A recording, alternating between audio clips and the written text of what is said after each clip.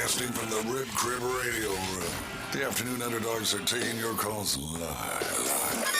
850-215-6290. 104.3 ESPN Northwest Florida.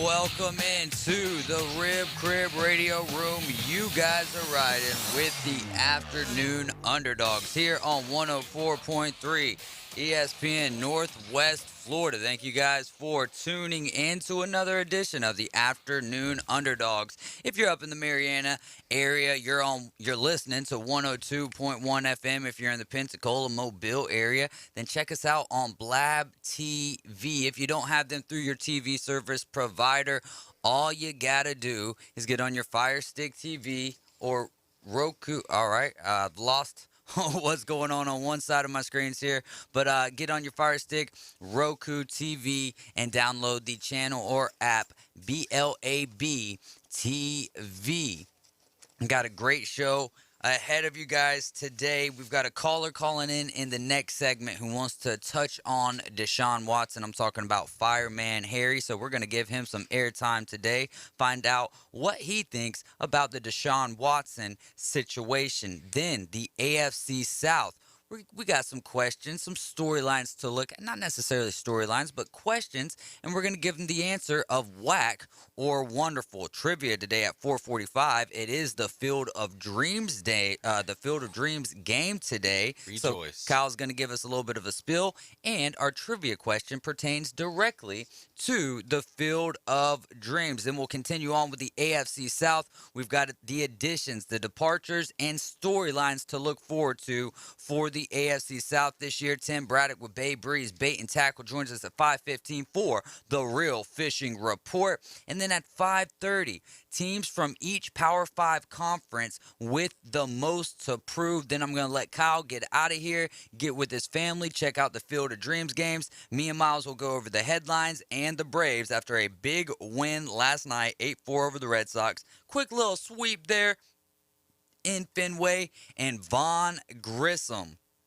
coming up big, 2-hit night, stolen base. Oh, and also, no big deal, just hitting a Jimmy Jack over the Green Monster. Gotta love it. It's a lot of fun watching the Atlanta Braves right now. Yes, the Mets are extremely hot, playing good baseball, getting a little luck to go along with it. But let's welcome in the cast. We do got Miles Lashley right behind me today. He's learning the board. Pretty soon we're going to hand all this over to him. I'll be at it. No, I'm just kidding. I'll just be hosting the show. He'll be running the board, answering the phones, and eventually we'll get him on the cameras. Thank you guys for being with us today. But let's start off with the segment. Well, Kyle Wright is in the building with us. Yo. My man, what's going on? How you doing today? Man, I'm happy to be here. Probably the last Thursday for a little while, so we're going to make the most of this. Yeah, Miles hasn't been put in on the breaking news, but I'm excited to be here. What an exciting day to be a Reds fan or a Cubs fan. For the rest of baseball fans, other than the history of it, I don't blame you if you don't want to watch the game tonight. Two of the worst teams in baseball. I'm watching. Going to battle in the cornfield. Too much tradition and great jerseys. Absolutely, man. It's going to be a great time. I'm really excited as a Reds fan for tonight. Got the brand new gold jersey. Love it. All-Star jersey, courtesy Austin Rigula, by the way. I want to shout my boy out. Yeah. I get home yesterday, and I got a package in the mail, and he had asked my wife what size I need in our address, and, well, my man made me a custom jersey for the Cincinnati Reds, and came in just in time for the Field of Dreams game. I like it, man. Awesome. It looks sharp, man. Looks great on the Facebook Live feed, the Blab TV feed, the YouTube feed, and the Twitch feed. Make sure that you're following us on Facebook, you're subscribing to us on YouTube, and follow us on Twitch as well, man. Help us out any way that you can, and get the ESPN Northwest Florida app so you can carry us with you wherever we go. Quick couple of points here before we get into one of the segments that I'm so excited about today. Saturday. I'm talking about the Kings of Florida. But Dave and Buster's this weekend, 104.3 ESPN Northwest Florida, and Dave and Buster's are heading back to school. It's the back to school event Saturday from 3 to 5. There's going to be free backpacks filled with school supplies. That's going to be on a first come, first served basis, so you want to get there at 3 o'clock. They're also going to have a photo booth, a back to school photo booth, plus power card giveaways every 30 minutes and much more. You must be present to win the power card giveaways. Dave and Buster back to school event this Saturday starting at 3 p.m. with 104.3 ESPN Northwest Florida. Speaking of Dave and Buster's, they're going to have the Dave and Buster's draft with 104.3 ESPN Northwest Florida. 3 different leagues, 1 room, all going in at the same time. Draft boards have been ordered. And guess what? I've got 7 spots left. Now, before I take this to Facebook and absolutely fill it up as quick as possible, I really want it to be for the radio listeners. We're back in live draft fashion. If you want to play fantasy football, you text me your name, your email, 850-215-6290, as well as any topics, concerns, anything that you got that you want to talk about in the sports world today. We're taking your calls, 850-215-6290. This segment, we're going to get into the Kings of Florida. We're going to go over the FSU schedule, the Miami schedule, the Florida schedule, and the UCF schedule. I've bumped my gums enough here. Let's get into it. We'll start with Kyle. FSU, starting off with Duquesne, week 1. Let's go. You go through the schedule, and we'll go through and win or loss. I got you. Duquesne week 1, obviously a W for Florida State. What? I say obviously in the fashion that like I pretend like we didn't lose to Jacksonville State last year at home, but I'm gonna go a W there. I'm taking the L to LSU unfortunately in week 2 or week 1. Well, let's go game by together. Yeah, Game by just, game. Okay. Yeah. You got it. Go ahead. Win for Duquesne, easy money. Great tune-up game. Got you. And Miles is not participating, or you just taking your time getting your headset? I'm working on it. Assume you got the W for Florida State over Duquesne because obviously if they lose this game, Norvell's out. Yeah, probably. Yeah, but 1 game into the season, and I'm on board with it. Going to at LSU. It's technically at LSU, but it's in the Caesars Superdome. Still weird to say that out loud. It is. It's really weird not saying Mercedes-Benz Superdome, but the Caesars Superdome in New Orleans, practically a home game for LSU. I have LSU winning this game, unfortunately. I do think it'll be a really tight game, and I wouldn't be shocked if Florida State pulled it out. But we have a lot of youth coming in, and even with a young head coaching regime, Brian Kelly seems to have the blueprint to beating FSU. For me, when it comes to LSU, I'm first-year coach with Brian Kelly. Yeah, there's going to be growing pains. We got to be a little quick here, so we'll let Kyle kind of go a little deeper with FSU. I'll go win and loss and a quick whip here, so I'll go W at LSU. Surprise the world. You awake over quick there? on your feet. I got LSU winning. All right. Got you. Week 3, or actually we get the bye week, and then we go to Louisville. Scott Satterfield, I think, is one of the hottest coaches in the ACC. I think the dude's doing great things over there. I actually do have Florida State pulling this one out, though. We owe them one. We had them on the ropes last year. We kind of tried to come back on them. They're not a school that beats FSU multiple years in a row, and they've already kind of done that, so FSU's back on them this year. If they're beating LSU, what a game it was last year against Louisville, right? It looked like there was no chance for Florida State, and they climbed back in the game, right? Yeah. That was last year, right? Louisville ended up getting the win. I'm going to go with a win here for Florida State to start off 3-0. I'm going with Louisville to win this. All right, moving on. Boston College. All right, so we're at home against Boston College. Unfortunately, Florida State, like many teams in college football, like everybody's got their kryptonite team. Boston College seems to be that team for FSU, so I have Boston College coming into Tallahassee and getting a W. Wow. Yeah. Okay. I Miles? got Florida State winning. I'm a pretty realistic fan, by the way. Yeah, no, absolutely. You know that as well as anybody. You can get biased on some things, Yeah. but everyone does. Yeah. You've got Boston College losing. Yep. All right, you're going Florida State. I am going with Boston College. I'm gonna go a win here again. I've got Florida State. Man, I love seeing this. Thinking if this is true, 4-0 start. What's up next? Well, up next you get Wake Forest at home without Sam Hartman, more than likely. Right. I don't know. Obviously this is 6 weeks into the season. Medical condition, so you don't know what it's going to be like. Don't know what's going on, but as it stands, without Sam Hartman, I have Florida State taking the W over Wake Forest. Yeah, he's the soul of that Wake Forest team. Without him there, I think Florida State can go in there and get a pretty easy win. And it's in Tallahassee.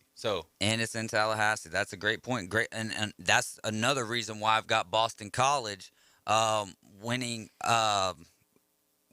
losing there in Tallahassee. Moving on to the next game. Yeah, so the next game, October 8th at North Carolina State. I mentioned the Kryptonite games for FSU. This is yet another one. But even more so Kryptonite in Doak, isn't it? Well, no, not actually. No, that we tend to beat NC State. We got them last year. Okay. We beat them in Tallahassee, but man, and for some reason at Carter Finley Stadium in Raleigh, North Carolina, Florida State cannot grab a W. And I don't think they do it again this year. Yeah, and North Carolina State's had a really, really good team the past few years. Yeah. I look for this to be one of Florida State's toughest games all year, especially playing at North Carolina State. Yeah. I think Florida State goes in there and kind of flops on this one. They might be close, but I think NC State will pull it out. I'm going with I'm going with what's his name, Devin Leary, the redshirt junior quarterback there for North Carolina State. This will be the first loss of the year, but come on, if you're going 5-1 as Florida State compared to the prior years, this is amazing. What's next? Okay, so the next game is at What home. do you mean? You got Clemson up next. Well, yeah. Okay, well, this is where it's going to get a little interesting. This is the year. It happens this year. Clemson comes into Tallahassee. Florida State does knock off Clemson this year.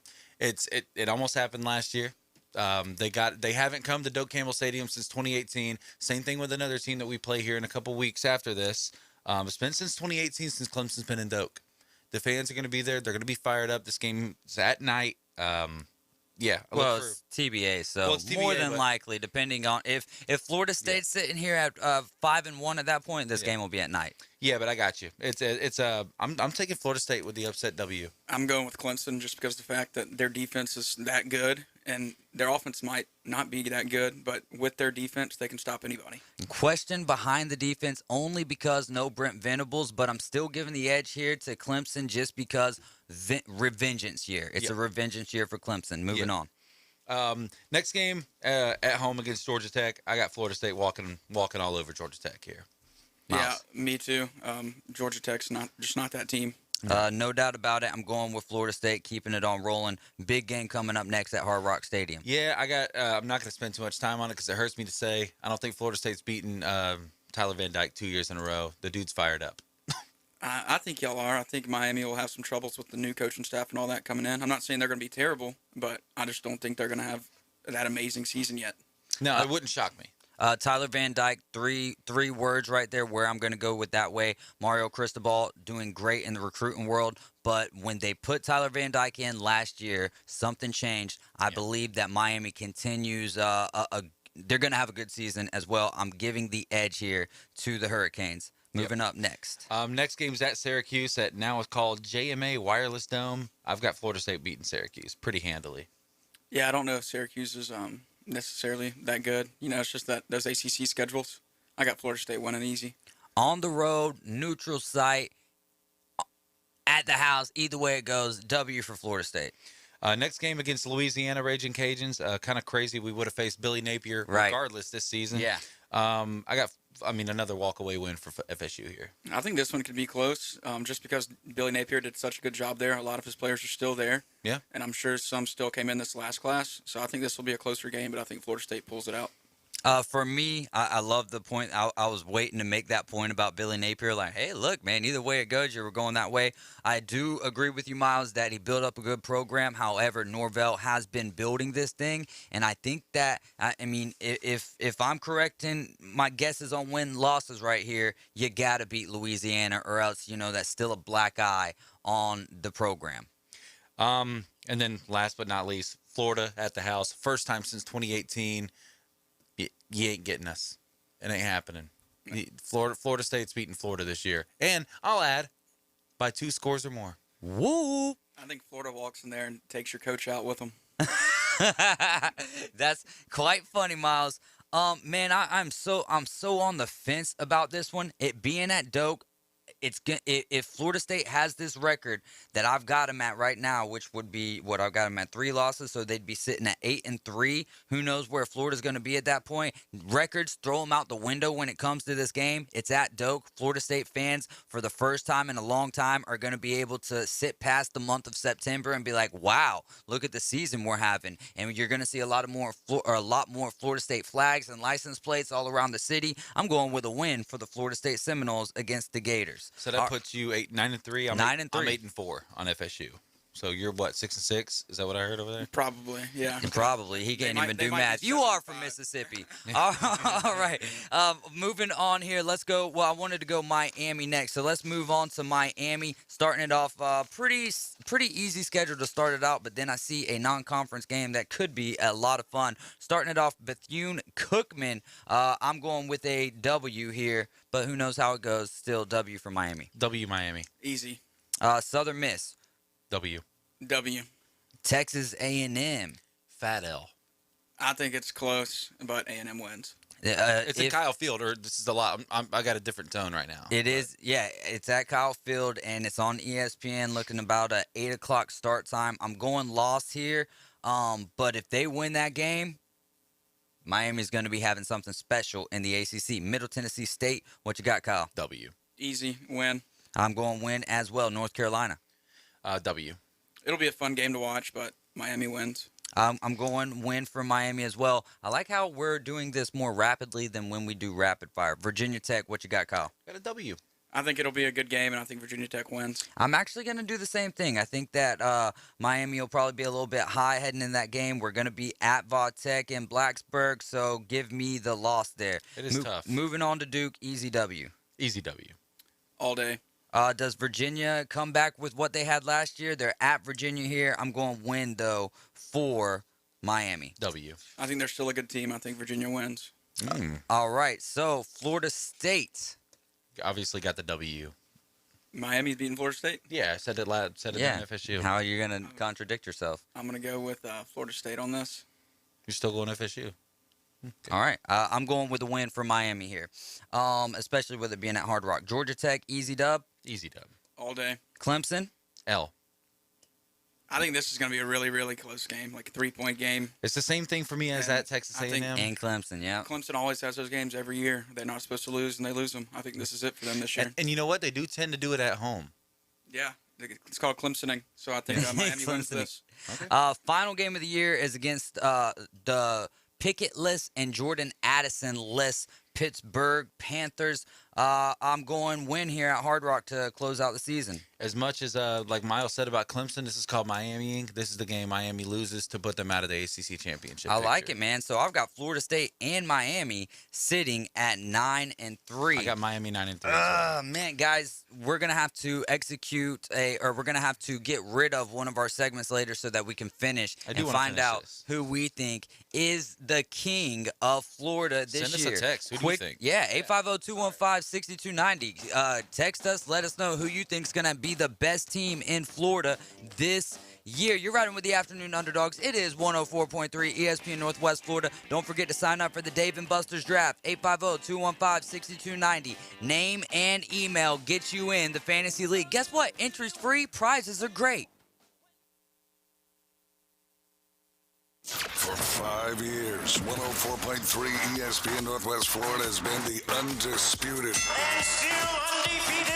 leader for sports on the Panhandle, with engaging sports talk from national and local hosts. Play-by-play with the Atlanta Braves, the Auburn Tigers, college football, and the NFL. Plus, we're 850 strong with feeding families for the holidays at Thanksgiving and Christmas. Thanks for 5 years of broadcasting history from ESPN Northwest Florida. Overnight weather forecast, clouds, showers, and maybe a thunderstorm. 77 for the low, a southwest wind at 10. Friday through the weekend, those showers and thunderstorms will splatter across the area. 60-70% coverage, partly sunny in the mid to upper 80s each afternoon. We'll keep you updated. This weather forecast has been brought to you by Mid-South Lumber, the best little lumber yard in Panama City. For 104.3 and 102.1 ESPN Northwest Florida, I'm meteorologist Tim Root. Signworks, a business serving businesses since 1985. Everything from signs and banners, vehicles and boats, magnetic and real estate signs, contractor signs, and much more. Signworks can do large format, full color printing too. Signworks, a real professional in the business world. Call Signworks at 785-8899. Signworks, 850-785-8899. The newest and most authentic Mexican restaurant on Panama City Beach, El Rodeo Tequila Bar and Grill, 1136 Thomas Drive across from the Navy base. Not only do they have a great location and atmosphere, but they also have happy hour from 3 to 7. Buy one, get one free, regular margaritas and 12-ounce house drafts. And you're going to love their lunch specials Monday through Friday from 11 to 3. Plus, live music on Wednesdays and Saturdays from 5:30 until 9. El Rodeo Tequila Bar and Grill, Thomas Drive, across from the Navy base. Bay Breeze Bait and Tackle, this is Tim. Do y'all sell bait? Yes, we seasonally stock live shrimp, live bull minnows, live sand fleas, live fiddler crabs, earthworms, night crawlers, crickets. We also stock frozen shrimp, sand fleas, mullets, squid, pre-rigged ballyhoo, bonita, stingray, cigar minnows, Boston mackerel, Spanish mackerel, and a few other miscellaneous baits. It's worth the drive to buy premium locally sourced bait from Bay Breeze Bait and Tackle, located directly off Highway 98 on the west end of Panama City Beach. Doing what other stations can't. The Afternoon Underdogs is live and local inside the Rib Crib Radio Room. 850-215-6290. When you have completed dialing, listen for the ringing signal. 104.3 ESPN Northwest Florida.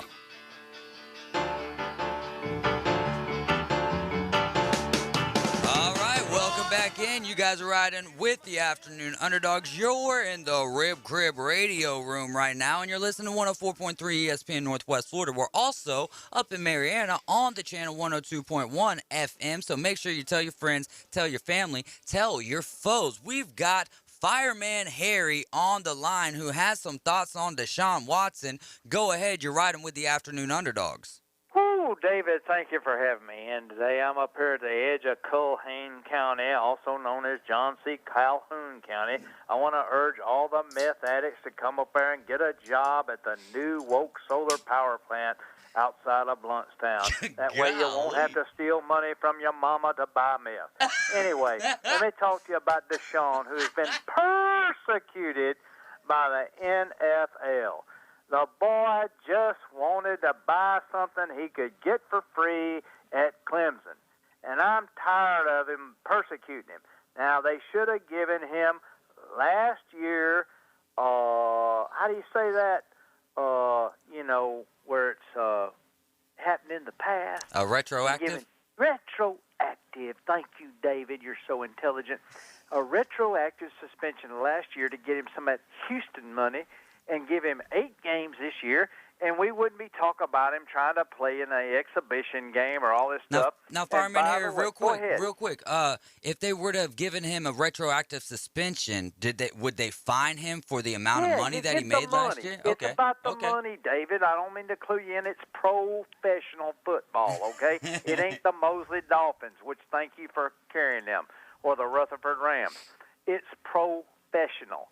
Get his money from last year, get him 8 games this year, get some of that Haslam money, and then go after the Texans and the Browns for their collusion and the whole deal. Now, here's the thing. His assault, I talked to you off air about this yesterday, it's merely verbal. Assault in civil cases, which we think of like, I'll give you an example. Like if somebody from the, I don't know, Bay High comes up to you and says, "You dirty little dog for broadcasting Mosley, I'm going to kick your whatever." That is assault. Now, if he actually swings and connects on you, that's battery, okay? So Deshaun never batterized these women to create a verb. He just talked to them, okay? But he's not being held up to the Texas standard of assault in civil court. He's being held up to the NFL's sissy assault standards, where you can't even say to a woman, "Hey, baby," like Joe Namath did like 10,000 times, okay? So he's being persecuted to hold up to the woke people up at Bristol, who y'all are tied in with very loosely. You cut me off. All right. Did you cut me off, David? No, you're right here, man. Somebody's trying to ring in on the party line here in Culhane County. It's probably my daughter who wants advice on how to spend her money tonight. Anyway, I apologize for that. I am intensely interested in FSU versus LSU, FSU, pardon the ring in, I'm not going to answer it. She's just my daughter. Anyway, FSU, I hate the half point, but that's the way they do it in the electronic era. I'll go back to betting with Guido and Leroy and people like that, where you got a whole point. I ain't never seen no football team score a 1/2 a point. I've seen them score 1, 2, and 3. Never seen 4 and 5. Yeah, but the half point prevents a push. I love the half point. Right. Well, I like pushes because sometimes when you stupidly bet on Alabama to beat Southern Miss by 10 in Hattiesburg in 1991 or wherever when Brett Favre was a sophomore and you didn't know about him, and they beat them by just 10, you get to go down to Guido and say, hey, buddy, we're square, okay? All right, now that's old school stuff. You don't bet with nobody named Guido or Leroy or whatever, or Deshaun. You bet with the iPod, okay? I am old school. I'm twice as old as you. I'm Fireman Harry, the hapless bandy camper, okay? Bandy capper. So I'm interested in LSU +3, which is just a home field advantage. I think that's a cool game to watch. And you guys got FSU from 6 and 6 with the coach being fired to 9 and 3. God bless you young people for being bold enough to predict that kind of stuff. But put your money where your mouth is. And I ain't betting on LSU and FSU until the morning of the game. And I may do it over beignets and some sick chicory coffee over at the cafe tomorrow. Fireman Harry, how about we do this? We can't put money on over the air, but on the Dan Patrick Show, there's a lot of pies to the face. I'll do this with you. If you give me 3 points with Florida State, flip it a little bit. And if LSU beats Florida State by more than 3, and we're going to add the new age half point, so LSU wins by 4, I'll do a pie to the face right here on the air. All right. Well, here's the thing, David. I'm for the Florida College for Women, actually, but I'll take the bet because it's just a pie and it isn't cash money. There we go. So I'll take LSU with 4. And that means I got to win by 5. No, I get 3.5. I get 3 and a hook. I get 3.5. You get 3. I'll lay the 3 and a hook. Also, I'll say a free string for you at the Mariana Bay County game to count how many fist fights there are. Not doing anything about what's on the field. I tell you what's a hard job is to cover Sneads versus Chattahoochee about how many fist fights there'll be. Anyway, I love y'all. You got a bet. I'm taking the Bayou Bengals for 4, about a pie in the face. Now, here's the thing.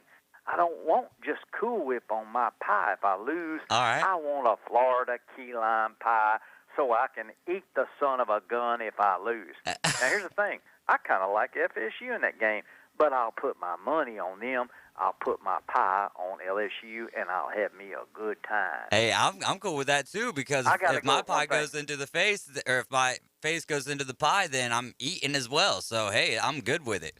I want to digress back to the Braves. Vaughn Grissom last night proved that Dansby Swanson is expendable. Man, I like that. There's going to be some real hard bargaining. Here's what I really want. I look forward to an outfield like 5 years down the road that's got Dansby in left, Michael Harris in center, and Vaughn Grissom in right, or mix it up. But Vaughn Grissom is really a shortstop. Dansby's turning double plays with him and going, there you gum. I can't ask for $250 million. I'll give you that, but I will say, though, in Dansby's defense, he's having a heck of a defensive year. Well, he's having a great offensive year. He started out slow. Your guy that does the Great Braves podcast, which I can't remember what it is, like Dugout or whatever he was on yesterday. Yes, sir. Yeah, he's great. He said early in the year, like, Dansby is expendable. I don't see him being a shortstop. Well, he knew about Vaughn Grissom, who's like 20 and playing in Jackson, Mississippi. Or Fireman Harry, I hate to cut you short here, but we're running out of time. You got a show to do, David, but we got us a bet, and I'll cover that pie with some cash American. Love you, mean it. Bye. All right, man. That is Fireman Harry. He's been calling me before the show the last couple of days, and as you can tell now here on the air, extremely entertaining. Now, the Yeah. one thing that I disagree with, I'm not a part of the woke or cancel culture. I do, agree to the point that he's saying Deshaun Watson's getting persecuted. However, when you're getting massages, there's there's a thing called coercion, and there's a thing called consensualism. Yeah. And so that's the difference for me there. But either way, respect the guy's opinion. We're all entitled to those opinions. I think that we have. Do you want to go ahead and take the break and get into Whack or Wonderful? Or do you want to continue? Because we've got to finish the King of Florida. We do need to finish that, and maybe we do that at 5:30. Yeah, we'll because, just. I mean, that's an expendable segment. Yeah, right exactly. There. All right, so we're moving that to 5:30. I love it. I do just want to say, like, real quick that I'm obviously very anti-cancel, anti-woke culture, and I'll even go as far to say I'm anti. Like, I'm on the opposite end of it. I hate it. I can't stand You're it. Anti-flag. I wish Gina Carano would be back at the Mandalorian cast. All that stuff. However, the take on that was absolutely hot dog water. That was really, really, really, really, really bad. I love you out there, though. Thank you for listening. Thank you for your support on us. I'm not always going to support the opinions of our fans. Here's what I support, though. I support the freedom of opinion. Yeah, you can have the opinion. I just don't. I definitely disagree with it, and I want to say that the only part of it that I feel like is messed up is that the Cleveland Browns are kind of being left in limbo about this, and they made the trade, they made the decision, but here we are 3-4 weeks before. If the NFL doesn't want a lawsuit that they will not win, they need to hand out the suspension very quick if they're going to change it. And that's all I'm going to say. Well, good stuff there, Kyle. Sorry, I'm trying to fix the cameras up a little bit. They got a little jacked up there. I'm still looking like a midget over here on the screen, but I'll fix it during the break. We're going to take another quick time out. When we do get back, we're going to get into the AFC South. We've been doing this NFL preview all year long for the last, 6 to 8 weeks. Yep. So this part of the AFC South is going to be Whack or Wonderful. Then we'll rejoin that at 5 o'clock, getting into the additions, the departures, and the storylines. You're riding with the Afternoon Underdogs. It's 104.3 ESPN Northwest Florida. Let's fill up this fantasy league. Dave and Buster's Draft, August 20th from 11 a.m. to 3 p.m. 6 spots left. Get in. Weather in Northwest Florida can change on a dime. Gale force winds bombarded with heavy rain. That's why 104.3 ESPN Northwest Florida has the most up-to-date forecast on the Gulf Coast. Hi, this is staff meteorologist Tim Root with over 40 years of experience. I know just how fast we can go from sun and fun to a serious situation. For the most accurate and detailed weather when it matters, rely on 104.3 ESPN Northwest Florida. With over 65 years of combined experience, Instant Replay Sports Cards is happy to help you take your collection to the next level. They carry all the new hobby boxes, signed memorabilia, and supplies, as well as new and vintage cards. They sell and trade cards and are always looking to buy. They're an authorized source for Topps, Panini, Upper Deck, and Leaf cards. Instant Replay Sports Cards is open 7 days a week at 633 North Highway 231 and can also be reached at instantReplaySportsCards.com. 104.3 ESPN Northwest Florida are proud members of the Panama City Beach Chamber. We'd like to welcome the newest members to the Beach Chamber. Barbara Busini, LLC, Alex Air Conditioning, G&J Commercial Laundry, Keller Williams Success Realty, and Leather and Lace Wedding and Event Company. Congratulations from the area's only sports radio station, 104.3 ESPN Northwest Florida. PCB Coins and Cards is the beach's premier hobby store for sports cards, coins, and trading card games. PCB Coins and Cards carries the largest selection of boxes and packs from the latest releases of brands like Topps, Panini, Leaf, and more. Looking for a specific player or team? PCB Coins and Cards has a wide assortment of raw and graded cards. They carry parallel, rookie, game used, and autograph cards in both modern and vintage. Have a collection you want to sell? Bring it in and let us take a look. We buy, sell, and trade. PCB Coins and Cards on Back Beach Road just east of Florida Linen. Call them today at 850-320-8388. Living on the Gulf Coast, we have beautiful beaches, clear water, and amazing marine life. Want to bring a piece of the ocean into your home or office with an amazing aquarium? Gulf Coast Aquarium, the area's only certified platinum CCHEM dealer. Their staff are all certified CCHEM specialists. Gulf Coast Aquarium can install, design, maintain, and finance your own piece of the Gulf. Gulf Coast Aquarium, powered by CCHEM, with over 40 years as a U.S.-based manufacturer of quality aquarium products. Online at GulfCoastAquarium.com. Gulf Coast Aquarium, where it's more than just a tank. Live from the Rib Crib Studio. The mission? Your mission, should you decide to accept it. Save the panhandle from boring cookie-cutter radio. Now back to the Afternoon Underdogs. The state will self-destruct in 5 seconds. 104.3 ESPN Northwest Florida.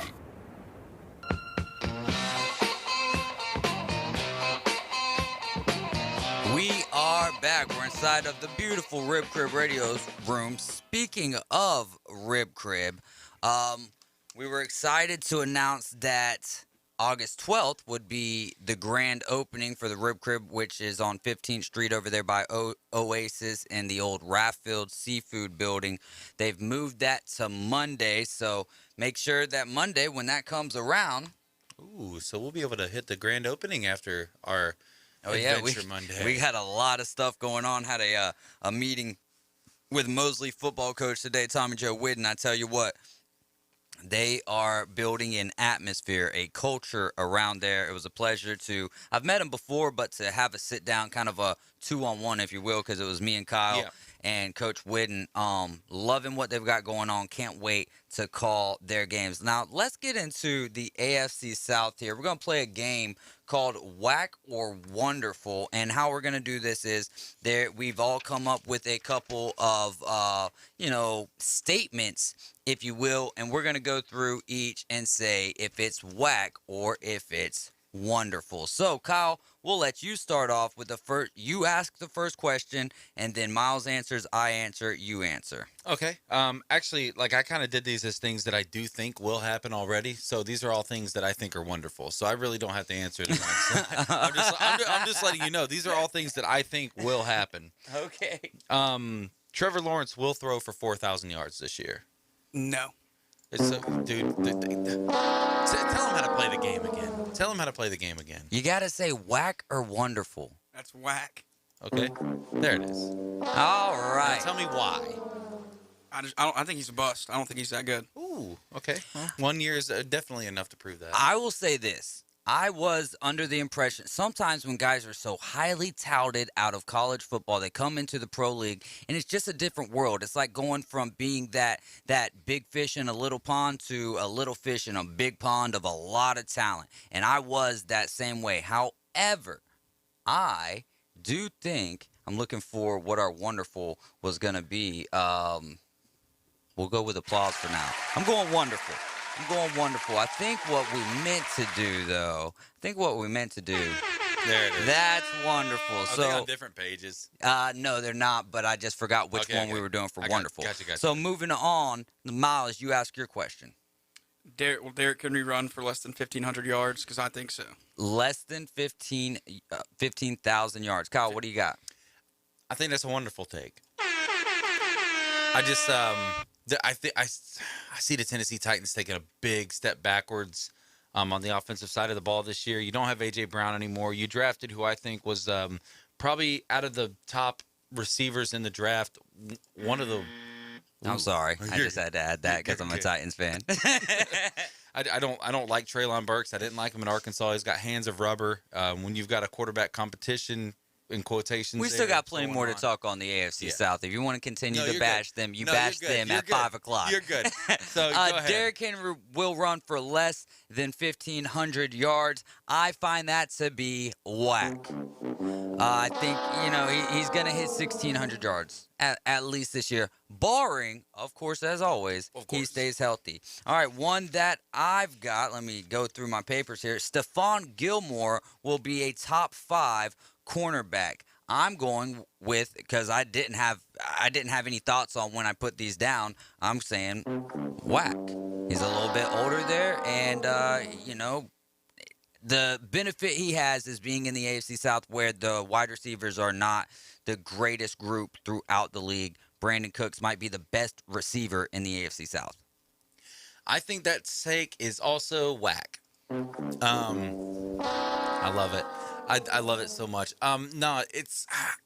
I think he has the potential to be, but when you're talking about a league that's got Jalen Ramsey, that's got Denzel Ward, that's got Xavier Howard, that's got J.R. Alexander, the list is just so strong that for Stephon Gilmore at his age to be top 5, it's just not. I don't know if it's possible. Yeah, that's pretty whack. I don't have much to add. He's an old guy in the league. This is really fun. I love this. All right, where are you at with your next question, Kyle? All right, my next one. Brandon Cooks will be a top 10 fantasy football wide receiver. Of course, the age-old barring injury. Let me go with this. Now, the only thing that's going to hold him back is if Davis Mills isn't the same Davis Mills we got to see in the latter part of the season. However, I'm going to go with another W word. Wonderful. What do you got? I'm going to say wonderful also, but that's just because of my next take. Okay, your next take. Well, go ahead. So my next take is Davis Mills will become the Texans' franchise quarterback. I think he takes a big step forward this year. Whack. I'll go first. Now listen. I think the long neck boy there from the Stanford Cali is going to be a decent quarterback. I just don't think a young quarterback that's going to be struggling to find himself with a defensive-minded head coach is going to be able to take that step. That's a great point. I think Davis Mills is a great sit-in, but the reason they didn't go out and get a quarterback like Jimmy Garoppolo is because of the plethora of talent that is coming in. So I'm going to change it up for mine here. I'm going to say whack. I like it. All right, to the next one. Treylon Burks, speaking of those Titans, becomes the Titans' #1 receiver. I'll start with this one as well. I'll hit myself with the buzzer. It's whack. I think what we're hearing out of Robert Woods, if he can stay healthy, he will be the #1 wide receiver for the Titans. But don't forget about Ryan Tannehill. He loves his tight ends. Now he's got one, not only the rookie in Chiz, but Austin Hooper. If he can have a resurgent year, watch out for him. Yeah, I'm going to go whack as well. I kind of already answered this, but I didn't like Treylon Burks in Arkansas. I don't like him now. I don't like trading A.J. Brown. I understand for the financial aspect, but I'll say Robert Woods as well. And like you said, man, Austin Hooper, also Jeff Swaim coming over. That's a pretty good pickup. He's been there. Yeah, I'm just saying, having him in the red zone, that's going to be good for Tannehill. He loves those guys. He does. Your take is super whack.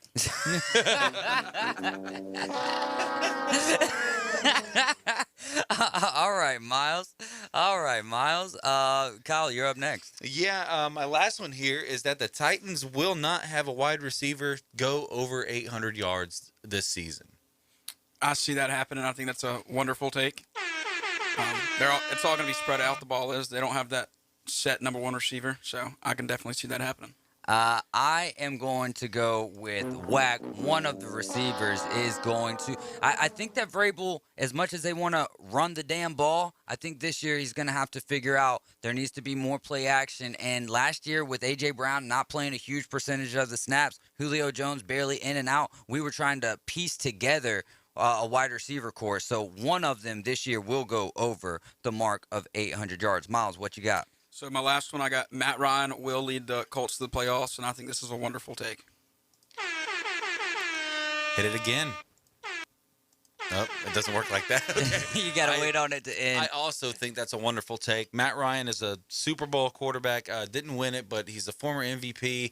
He proved last year, even with, just an absolute disaster of an offense outside of Cordero Patterson, that he could still sling the ball. I'm excited to see him with Jonathan Taylor in the backfield because I think this is the first time in Matt Ryan's career that he's had a serviceable running back. Matt Ryan won't lead the Colts to the playoffs. The Colts defense will lead them to the playoffs. The Colts will be in the playoffs. However, it's a wonderful take. I do not think that they're going to win the division this year. We'll get into that more at 5 o'clock. The Jaguars running backs run for 2,000 yards combined. I'm talking Travis Etienne. I'm talking James Robinson and whoever else. Even the addition of Trevor Lawrence. Well, no, let's not say Trevor Lawrence because he's not a running back. Okay, so I want to ask a follow-up question before I give you my answer on this. This is on the ground. On the 2,000 yards rushing. Yes. Okay, so rushing. So whack but all combined. Whack take. So whack take to me. I can see it all purpose. Travis Etienne is yet to put his cleats on an NFL field. Yeah. And James Robinson had a really bad year last year. When And he I was healthy. believe he's coming. Yeah, and he's coming off injury, And right? He's coming off injury as well. So I don't know if I don't think it's going to happen. Yeah, I'm going whack. I don't see it happening unless Travis Etienne comes out and pretty much shows he's an MVP. Other than that, I don't think it's going to happen. Because of what you said, Travis Etienne and his absence, but also he's going to be more involved in the passing game. Yeah. So I think you might get, 1,100 yards and be happy out of James Robinson. However, 2,000 yards combined rushing, I'm going to have to go whack. If you were saying all purpose changes that. Like if you would have said all all-purpose, purpose does absolutely change it, but you better have 2,000 yards out of 4 running backs when it comes to all purpose. Well, that actually depends on the running back committee that you got going on. Yeah. One more. Last year, the Texans defense recorded 25 turnovers. This year, will they record 26 or more turnovers? Whack or wonderful? Whack. Last year, they had, I believe, I can't remember the dude's name, but they had a pretty solid safety who had about, I think, 7 or 8 interceptions himself. Ended up, and he's actually in Miami now. You'd think as a Miami fan, I would know the dude's name. Mm-hmm. I do think with Lovie Smith, they could be better. And maybe with this division, I mean, playing 6 games against these guys, maybe, but I don't think so. I think it's pretty whack. He just loves being able to say the take is whack.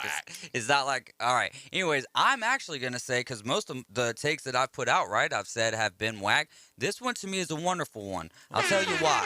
Jalen Petrie, Derek Stingley Jr., Christian Harris. Now, if Lovie Smith can get those rookies in the right position, they're playing against Ryan Tannehill twice. Matt Ryan, we don't know what he's going to look like. And then Trevor Lawrence. So right there, there's an ability to create turnovers. You guys are riding with the Afternoon Underdogs. It's 104.3 ESPN Northwest Florida. We're going to take a quick time out. When we get back, we're opening up the lines for trivia. The trivia question today has to do with the Field of Dreams. What teams were playing in the baseball game that Kevin Costner took James Earl Jones to go watch? 850-215-6290 for yourself to win a great prize package.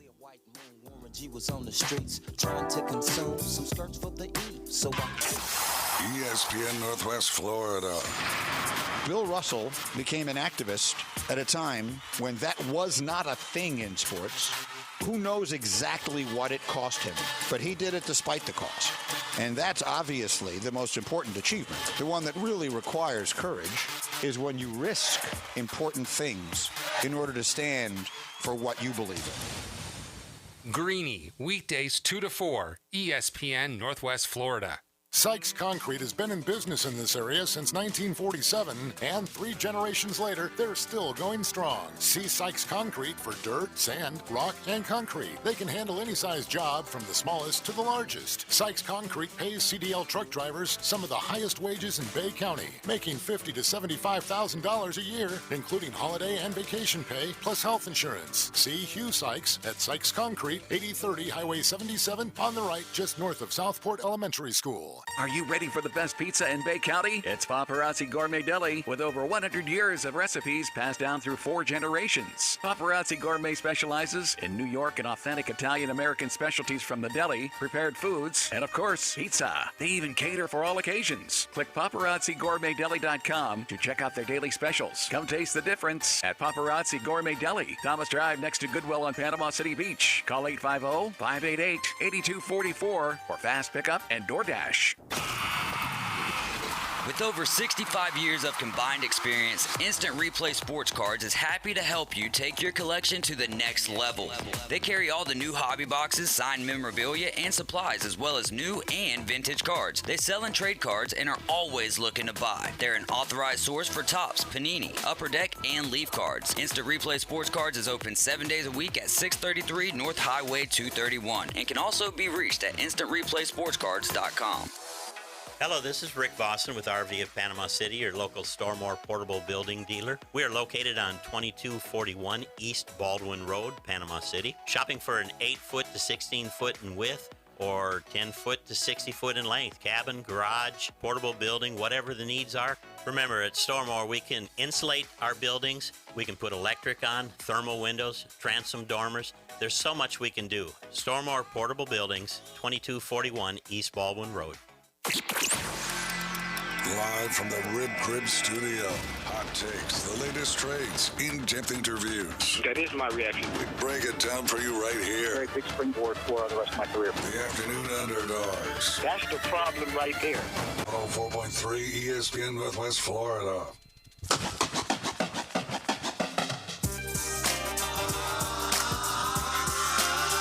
We are back. We're inside the Rib Crib Radio Room. You guys riding with the Afternoon Underdogs, and it is 104.3 ESPN Northwest Florida. We got Jackson State Jeff on the line. Who you got for me?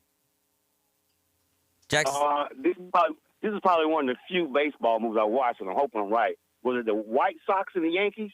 No, sir. That was the game last year. We're talking about the movie, what teams were playing in the baseball game that Kevin Costner took James Earl Jones to go watch. Thanks so much for the call, Jackson State Jeff. Appreciate it, guys. Yes, sir. All right, Kyle, while I'm about to answer this other phone call here, why don't you go ahead and get into the spill of, you're a big Reds fan. This game means a lot to you tonight, and Joey Votto means a lot to the game of baseball. Absolutely. So Joey Votto took to Twitter, went on I don't want to say a Twitter rant because that usually carries negativity with it, but Joey Votto went on a Twitter thread, if you will, talking about the importance of this game to him that I just thought it was really cool. Obviously, I'm a big-time Reds fan, but Joey Votto, absolute legend in the game of baseball, regardless of your team. He says, watching Field of Dreams right now before the game tomorrow, I thought I would share a few thoughts about what the movie and this trip mean to me. I was raised on this movie. My family had a collection of VHS tapes, and one of them was Field of Dreams. I would watch it often. From 8 or 9 years old, my father and I would play catch together. In retrospect, to me, it was the most important thing we did together. It strengthened our bond. In the Field of Dreams, the movie ends with the main character, Ray, and the ghost of his father having a catch. My father passed away 14 plus years ago. So it is impossible for me not to feel an emotional connection to the moment where Ray asks his father for a catch. One more moment together. Getting the opportunity to play a game at the mythical field that sowed the seeds of a hope for a Major League Baseball career is a significant moment for me. Couple that with the father-son connection, and this game is an exceptional moment in my career. Oh, man. That is huge stuff. Real quick, over to line 2. Simon's on the line with us. All right, what do you got for the answer for the game that Kevin Costner took James Earl Jones to go watch? Hey, is this David? Yes, sir, this is. Yeah, I got the White Sox / Black Sox versus the Cincinnati Red Stockings / Reds. That is not the answer that we're looking for. Wow, thanks so much I'm for the an call. Idiot, man. God bless you. Hey, thanks. All right, thanks. Simon says. Thanks so much for the call. 850-215-6290. What teams were playing in the baseball game that Kevin Costner took James Earl Jones to go watch? We're doing this in honor of the Field of Dreams. While we're waiting on another caller, we've got a great question here. Who should play in next year's Field of Dreams? And I believe that you have a great answer, but we can't really give the answer away. So my answer is actually the answer to this question. I mean, if you're doing the game based on the movie, why not these two teams? Yeah. But just to stay away from these two teams, and by the way, this will eliminate 6 MLB teams for you to guess from, because obviously the Reds and Cubs play tonight. The Yankees and White Sox played, last year. So next year, I feel like I would like to see some more storied franchises be a part of this. And I'm trying to think of teams. I'm trying to really BS my way through this one without saying either one of these two franchises. So I'm going to go to St. Louis Cardinals. I'd love to see them out there. They've been around for a long time. They're one of baseball's most popular franchises. Their fans travel in a ridiculous number. And why not the Atlanta Braves? Put them in the old Milwaukee Brave uniforms. Let's go. I want to see the Braves and Mets play out there. Braves and Mets wouldn't be a bad one. I mean, I know the Yankees played last year. Yankees-Mets could be fun. Red Sox-Yankees could be fun, but I don't want to continue just to add the Yankees to all of this. Man, just two classic teams would be great. Trying to just think of it off the top of my head here makes it a little difficult. I would love to see the Cardinals in it. And so And I would also like to see it become more of a American League, National League type thing. What about Cardinals Red Sox? I think Cardinals Red Sox will be a great one. I could also see maybe, man, I'm trying to think who would be a good team like that's close in that area. Maybe the Detroit Tigers and the Oakland A's, maybe. I know that's another game of like really not great franchises in baseball, but they're both, old franchises. Send the Dodgers and Yankees there to play each other. The Let Dodgers. Let them hit The home runs Dodgers. all into the corn. The Dodgers wearing the Brooklyn Dodger uniforms would be awesome for this. Yes. Who's that? The Dodgers wearing the Brooklyn uniforms. Oh, come on, man. Man, come on. Give me, and then if you're going to do that, why not? New York used to be the Giants, right? At some point in time. Yeah. I don't know if it was directly the New York Yankees franchise, but how about the Dodgers and the Giants? Or in this case, give me the Padres and the Dodgers just for the sake of the rivalry. Yeah. Plus, I mean, what's the fence out there? It's like less than 300, right? So Dodgers, Padres on that field would be a home run derby. I do have a take on that fence. I wish they would get rid of the actual fence they have and just let the fence be the corn. I want to see some guys running in the corn, trying to catch a home run. It was dope last year how they came out of the corn. It was. I hope they do it tonight, man. They got to, man. They got to. Also, the Cleveland Guardians, let them wear their retro uniforms and take on the Detroit Tigers. I think that could be a good one. I just said the Tigers, too. Did you? Yeah, well, no. Well, they were in it last year, right? No, it was White Sox. For some reason, I continue to think it was the Yankees and the Tigers last year. I mean, I don't know if they're going to want to keep on the trend of keeping teams in the Central. Obviously, they're really close to Iowa, right? I mean, I think that it's only 5. But the Reds and Cubs are both off tomorrow for a travel day back to Cincinnati. Mm-hmm. So, really, you could put whoever the hell you want there. Yeah. You're going to have the travel day regardless. So, why not? While we're at it, let's put the Little League World Series championship game in the cornfield. I like the fact now, because I like how they have that Little League World Series game in a stadium not too far from there, and they get to wear the players' jerseys or it's Players Weekend, and they get those. Last year, I felt like they were god awful, but hey, it is what it is because they're doing it for the younger crowd. I mean, the worst uniforms in baseball right now are the city connections for the San Diego Padres. Yes, I don't blame them for only the retro Taco Bell jerseys and Boston's yellow jerseys. No. I like those. Because it's for the Boston Marathon, right? There's when the whole point behind these city connection jerseys is for it to, and maybe the Padres, with that color scheme, but to me that kind of reminds me a little bit closer to like a Miami Vice feel. Yeah, it does. So I don't know, and they're just daggum ugly. Like the Milwaukee Brewers, fire. Colorado Rockies, fire. You know what else is fire? Getting paid for the bills. We'll be right back right after this.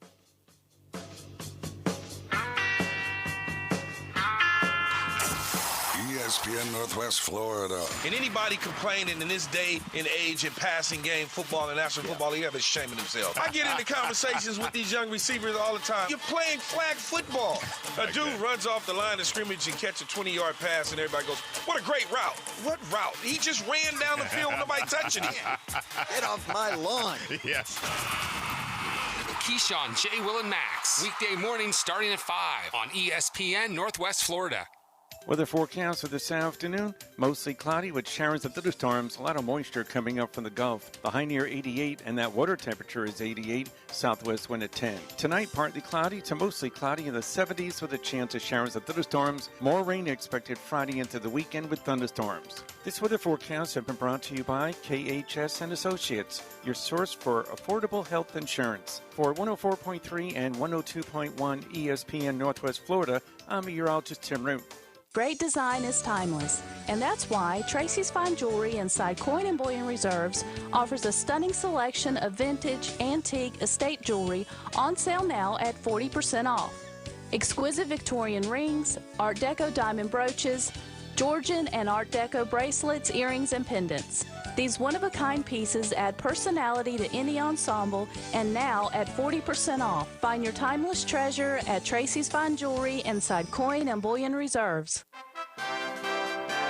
That Boot Store invites you to stop by and help celebrate the opportunity to live in the greatest country on God's green earth, the good old USA. That Boot Store is proud to carry the highest quality American-made boots, along with a complete line of Western accessories. Next to Billboard Kia on 15th Street, open Tuesday through Thursday 9 till 5, Friday and Saturday 9 to 5:30. And remember what Joe always says, put Jesus in your life every day.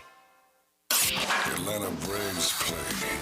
WGSX Lynn 8 and WTOT W271DM Mariana. Powered by Pepsi. ESPN Northwest Florida. Hi, it's Coach James Hale. Keeping your car looking great is easy as 1, 2, 3 at Blue Sky Express Car Wash. By joining their monthly wash club, you'll get the best bang for your buck. And just 2 car washes, your monthly membership pays for itself. Don't miss the summer deal where all your monthly memberships are 50% off on your first month, starting at $9.99 a month. Become a member today at Blue Sky Express Car Wash on Bat Beach Road, right next to Home Depot. Tell them Coach Hale sent you. The #1 SEC call-in show is now twice as big. It's double the Paul Feinbaum Show. Weeknights starting at 6. Okay, but also go faster. Now back to the Afternoon Underdogs. Live from the Rib Crib Studio. 104.3 ESPN Northwest Florida. We are back. We're inside the Rib Crib Radio Room. You guys are riding with the Afternoon Underdogs. You're listening to 104.3 ESPN Northwest Florida. If you're up there around the Bay County, Jackson County line, switch it on over to 102.1 FM in the Mariana area. Don't forget, Dave and Buster's. Not only are they having a drive this week, a back-to-school event, they're going to have free backpacks and school supplies. First come, first serve. This is starting at 3 o'clock, running until 5 o'clock. A back-to-school photo booth, plus power card giveaways every 30 minutes and much more. If you play some fantasy football, the Dave and Buster's draft for 104.3 ESPN Northwest Florida will be held there August 20th. It's going to run from about 11 a.m. to 3 p.m. I've got 6 spots left. All you got to do is text your name and email, 850-215-6290. This segment is brought to you by Bay Handyman Services. They listen better, they plan better, they build better. 850-753-5014. They've got 24/7 emergency services. Reach them on their website, bayhandymanservices.com. They hold a 5-star rating. They'll do anything from hanging pictures to full house remodels. Now let's get back into our NFL preview. This division today, the AFC South, we're going to get into some storylines and transactions. Kyle, what team you want to start with? Well, I don't have the copy of it, so I might have threw yours away. You're good, bro. You're good. Here, so, well, you really should just take it from that little jitterbug. This jitterbug don't have one either. Oh, yeah, he took mine probably. My little jitterbug. Start with the Texans. Let's start with the Houston Texans, man. So they were able to acquire running back Marlon Mack this offseason, which, by the way, forgot about this earlier when we were talking about Davis Mills, or I probably would have maybe given him the nod to you, so maybe my take is a little wonderful on that now. Marlon Mack's an excellent pass catcher out of the backfield. I don't think he solves your running back woes, but I think he could. I mean, he could definitely help Davis Mills take that next step. Yeah, and I'm not saying the Texans are going to be that good. They're going to be kind of bad, most likely. They're looking to get some more draft picks, so if he doesn't work out, they're going to pick up some Stephen people Ross. Oh. Also bringing in wide receivers Chris Conley re-signing Chris Conley and giving Brandon Cooks a big-time extension. If you're Brandon Cooks, I know you want the money. I get that. You're playing professional football. I want to get out of Houston. That's what I'm saying. Like, why did you want to stay in Houston? Maybe you think that that's the problem with sports, and maybe you want to be the difference maker here. I'm just saying. You're saying me or you're saying Brandon Cooks? I'm saying Brandon Cooks. Maybe you see I was about to cut his mic off real quick. He might like massages. What? That is. Wow. Oh, my goodness. Are you a fire chief? Yeah, because someone's going to come burn this building down. Yeah. Talk about some of the departures, because Miles is going to be one that's going to be departing 104.3 ESPN Northwest Florida. I don't know if I would put that on notable departures, but you can. So notable. It'd be an asterisk beside it. Here's the problem for the Houston Texans. Tyrod Taylor, Deshaun Watson, Jordan Akins, Jake Martin, Terrence Mitchell, Justin Reed. and Lonnie Johnson. Justin Reed actually went to the Chiefs. I thought he no. Yeah, he went to the Chiefs. I thought they lost him to the Dolphins. I thought Miami was in on him, but I was No, Justin Reed went to the Chiefs. That's why Tyrann Mathieu was a free agent for a little while, and then the New Orleans Saints swooped in, got him. So when I look at the Dolphins depth chart, I'll be able to tell you exactly who it was, which is going to be Monday, by the way. Monday, we're going to hit a couple of divisions, man. Yep. Basically just going to no guess, no nothing. We're just rolling through the, what do we got? NFC? The AFC East and the NFC least. You're going to get some problems with that. Let's look at some of the storylines surround him. Davis Mills replacing Watson. We saw a lot of Davis Mills last year. Is there a chance that Davis Mills gets figured out this year? Is replacing Deshaun Watson really the key wording here? Yeah, I guess that's not really because he's I know really. you didn't write this. I'm just saying. Right, but. Well, actually, I did. Because I just was kind of cherry picking through the things, and essentially, even though Tyrod Taylor was the quarterback, Davis Mills were the quarterback, but last time that there was a franchise quarterback there, and Miles seems to think that Davis Mills is going to be the franchise quarterback moving forward for the Houston Texans. He is, in a sense, replacing Watson. Started last year, but with him doing that as a full-time starter, that's a storyline for me to watch. Yeah. I mean, I can't help but to agree. Well, it's definitely a storyline to watch. Like I'm just saying, like the wording of it is weird. And I think you have to give Davis Mills at least this year and next year to see if he's that guy. I think that's ludicrous. No, you can't just give him like last year was a mess. It was a complete mess. Right, but if he doesn't do it for you this year, and you're looking at Bryce Young, C.J. Stroud, all of those quarterbacks in the draft, you move right on. What year is Daniel Jones on? Okay, that's an anomaly. That's because he went to the daggum New York Giants, and they don't got an idea of what they're doing up there. That's really what the problem is. The run game, Rex Burkhead's back, pass-catching back, basically. But were you talking earlier about Marlon Mack? I was kind of surprised that the Colts got rid of him because I felt like he was a great change of pace for, they've got the other guy up there as well in Indianapolis with Jonathan Taylor, but outside of the injury that Marlon Mack took last year, I think that he's a very viable back. I don't think that it's going to be much of a game changer for a team who went 4-13 last year, but also something to look at. Derek Stingley Jr., Jalen Petrie, and also Christian Harris coming in from Alabama. If those guys can make a big impact on the defensive side of the ball, who knows what we'll see out of them next year. I mean, listen, this division is winnable. You don't have to win 12 games to win the AFC South. And that's I'm not necessarily saying that you're going to be able to win it with 7 wins, but if let's say Matt Ryan goes down, this division's wide open in my opinion. Yeah, I totally agree with that. I still don't see the Texans winning even if he's out, but this division's up for anybody. I think Matt Ryan runs away with it. We'll see what happens, but the Texans are going to have another bad year. Yep. Where are we going next? We're going to the Colts? Go to the Colts. Let's go to the Indianapolis Colts, taking a look here. Bringing Nick Foles over to be the backup quarterback to also newly acquired Matt Ryan.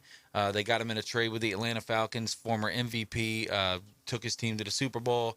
And Kyle Shanahan forgot to do the one thing that he does best, run the damn ball in the second half of that game. Or Matt Ryan is a Super Bowl winning quarterback at this point. Phillip Lindsay, running back, bringing in tight end Mo Alley Cox, or re-signing Matt Pryor, acquiring Yannick Ngakoue via trade. Gonna go over there with DeForest Buckner, and that's looking pretty good. Brandon Facyson, I don't know how you say that, but also bringing in Stephon Gilmore and safety Rodney McLeod. So for me, the biggest thing that stands out to me, obviously you got Matt Ryan. Who knows how Phillip Lindsay change of pace back for Jonathan Taylor. I like that. Yannick Ngakoue, can the third change of scenery be the charm for him? Stephon Gilmore, not a top 5, but you know he's going to be a difference maker on that defense. But what stands out to me more than anything, let's say Matt Ryan struggles a little bit or gets injured around week 10, 11, and the Colts are in good position. Who's there to back him up? Ooh, rinse and repeat, baby. Nick Foles, baby. Almost got to back up Carson Wentz again. Best backup in the country. Absolutely. He's made a hell of a living being a backup. Yeah, man. I mean, Super Bowl winning quarterback. You know what I mean? Don't forget on the defensive side of the ball, Shaq Leonard, formerly known as Darius Leonard.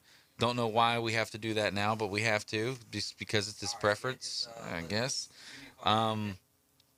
Grover Stewart, very underrated nose tackle, run stuffer. Also, you got, Julian Blackman back there in the secondary. Rodney McLeod's not even listed as a starter here. Interesting. And that's a strong safety as well. So some things to look at. The wide receiver core. You're hearing out of training camp. Passing game a little off. The timing's a little bad. I know training camp doesn't mean anything in that sense, but at the same time, if it doesn't, normally you're hearing the good things about, look at Tua, look at Zach Wilson. If that continues to be a problem, here's why I say this, Miles, with your sheepish grin over there, is because if Michael Pittman is your lead receiver, what else are you relying on? There could be big problems for the Indianapolis Colts wide receiver core. Lucky enough for them, they've got Jonathan Taylor who can tote the ball for him. And not only that, the greatest part about it is if reads 1, 2, and 3 don't work out for Matt Ryan, boom, sitting over there in the flat is going to be a beast that can at least get you 6 to 7 yards at a time. Absolutely. Notable departures. I don't know if I would call the first one notable, but Carson Wentz, Marlon Mack, T.Y. Hilton, Zach Pascal, tight end Jack Doyle, Xavier Rhodes, and Rock Yesson. Yeah, the Colts are set up, obviously, even with all these departures. I think they're still set up to go to the playoffs. They've had the best O-line in football, if not top 5 one for the past 4 or 5 years. That right there is a fact. And Matt Ryan having an offensive line as well, another thing that he really has never had in Atlanta. If he's got anything left in the tank, this might be the year. But that receiver core is lacking. Let's move on over to the Tennessee Titans real quick here. 2021 record of 12-5. I do believe that they're going to be winning the division this year for the reason, of their head coach, Mike Vrabel. Last year, all of the decimating injuries that they took still found a way to get the number 1 seed in the AFC South. Yes, you can make the argument, one of the worst number 1 seeds in the history of the AFC or the NFC. Argument is well documented. They bring in Robert Woods trading for the Rams, Austin Hooper, bring back Ben Jones, the center for that offensive line there. You lost Darrington Evans, Deontay Foreman, A.J. Brown traded to the Eagles, Julio Jones going to the Bucks. And one of the bigger ones here are the offensive linemen, and Roger Saffold, David Quessenberry. Those are going to be the guys that are going to be tough to replace. So things that you got to watch out for, Ryan Tannehill, can he throw less interceptions? Can he turn the ball over less? I don't believe so. It's just something about, maybe it's the wide receiver in him. He's good at turning the ball over. He hurt us in the game, but if they can work on the play action a little bit more, if Robert Woods can prove to be what he was with the Rams and Treylon Burks takes a step up and Des Fitzpatrick becomes a crucial part of that offense as a slot receiver there, who knows what's going to happen. What I'm relying on, though, is what Vrabel was, defense. Yeah, their defense is obviously always going to be good every single year. With Not him, always, but since he's been there, 100%. Most of the time, with him 100%. as your coach, you're going to have a good defense, but at least decent. Man, those defensive departures are big, though. With the offensive departures, I think the offense is going to struggle more this year than the defense. Well, I mean, that goes without saying, right? But, I mean, to lose Jayon Brown, Rashaan Evans, and Jack Rabbit Jenkins, who was a veteran anchor in that secondary, by the way. I mean, he was never, like at the top of the game. He did all right for him last year. It really starts at the front with the Titans, but watch for Caleb Farley to become a dog this year. Caleb Farley, I mean, of course, you got Bud Dupree. That dude's always been a beast. Harold Landry. Jeffrey Simmons is the guy. And big extension for Harold Landry. But Jeffrey Simmons, and I know you know what I'm talking about, Mr. Mississippi State over there. All right, real quick, let's finish it off with the Jaguars. Not a lot to talk about there. No, the Jacksonville Jaguars, they did spend some money this offseason. Overpaid for a lot of people. It's really funny, man, because they really gave a lot of money to Zay Jones, Christian Kirk, and Evan Ingram to bring those guys in. Man, that's a lot of money to spend on those 3 guys. 3 guys who have really underperformed. They had a lot of hype coming out. They've all 3 underperformed in the NFL. I do think Christian Kirk could be a great long ball receiver for Trevor Lawrence. If he runs the right routes. If he runs the right routes is key. Re-signing Laquan Treadwell, by the way, who also fits in with that group. Ever since Ole Miss, man, I've just been waiting on him to be a great slot receiver. you're going to be waiting for a long time. Yeah, buddy. no doubt. I mean, basically, if you look at it, Zay Jones, Christian Kirk, Laquan Treadwell, they lost Tavon Austin and DJ Chark. Those are basically those three guys replaced the production of the other two. Yeah, and their losses aren't that big. No, their losses aren't that big. Other than Miles Jack, I do think Miles Jack it was a pretty sizable loss. But bringing back Cam Robinson to be the anchor on the offensive line, man, that's going to be bigger than people think. No doubt about it, and it's going to be interesting to see how Trayvon Walker performs as a number 1 overall pick when a lot of people were thinking, let's go Aiden Hutchinson. And then also Travis Etienne, with missing that entire rookie season, will he be productive in his true year 1? We've got to take a quick time out. When we get back, you know what time it is, y'all. It's Thursday. It's 5:15. It's the Real Fishing Report with Tim Braddock and Babe Breeze, bait and tackle.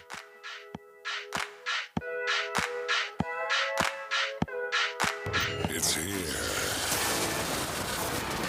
The 104.3 ESPN Northwest Florida app version 2.0. Now featuring ultra high fidelity. You'll feel like you're in the game.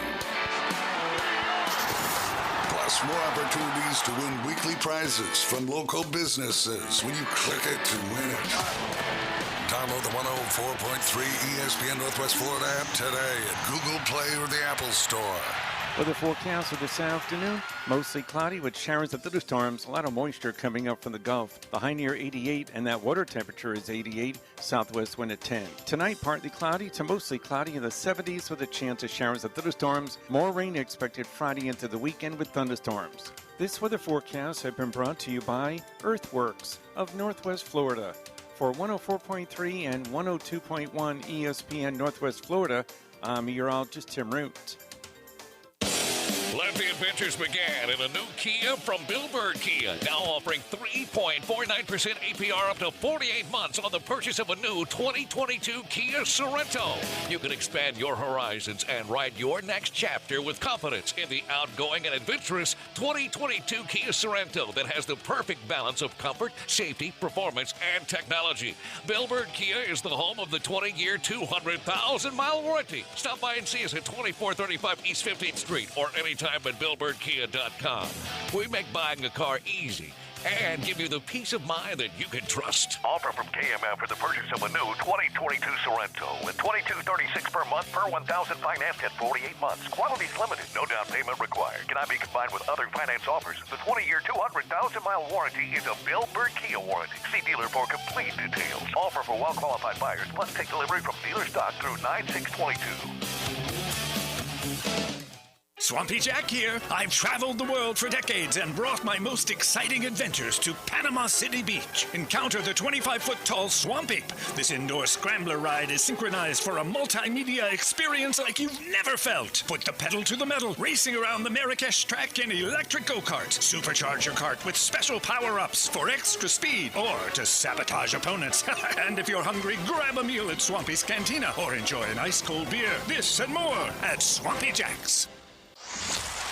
From the Florida-Panama line to the Gulf of Mexico, from the Upper Grand Lagoon to Mackenzie Park, we are live and local. Whether you like it or not, you have a gift. Now back to the Afternoon Underdogs, live from the Rib Crib Radio Room. ESPN Northwest Florida. You and me go fishing in the dark, lying on our backs and We are back. We're inside the Rib Crib Radio Room. You guys are riding with the Afternoon Underdogs. You're listening to 104.3 ESPN Northwest Florida. We are back for the Real Fishing Report. We got Tim. Yeah, we're here. Yeah, man. We got Tim Braddock. Say your name again one more time for me. Justin. Captain Justin Jones. Justin Jones. We got Captain Justin Jones, and we've got Tim Braddock with Bay Breeze, Bait, and Tackle. What do we got for the Real Fishing Report today, gentlemen? Oh, man, we've got a pretty good time scheduled today. We brought another all-star guest with us. We had one last week in Angie, recapping ICAST. What a great time that was. And today we'll have Captain Justin Jones with us. And, Justin, why don't you give the folks out there in Radio Land and then also those live on Instagram with us, give them a quick little background of where you're from. We have a local boy with us, or a local man. Grew up right here, Panama City, right behind this building. in Lynn Haven. Right behind the building. Yeah. You could have thrown a rock here and hit it. Oh yeah. Yeah, Like he's 2 streets away. Forest Park guy. So we're happy to have him with us. Justin, why don't you tell the folks out there a little bit about how long you've been a captain, the name of your guide service, and kind of what area you focus in. You have a particular niche area we like to. Yeah, I fish in the Chattahoochee Bay now at a 331 bridge. Can you spell that yet? Nope. Maybe if I tried on a piece of paper. It would take me 2 or 3 tries. What high school did you graduate from? Mosley? Bay. Home of the red eye. But I fish in that east side of that bay where all them river mouths come out, and it's a dirty water, good red fishing.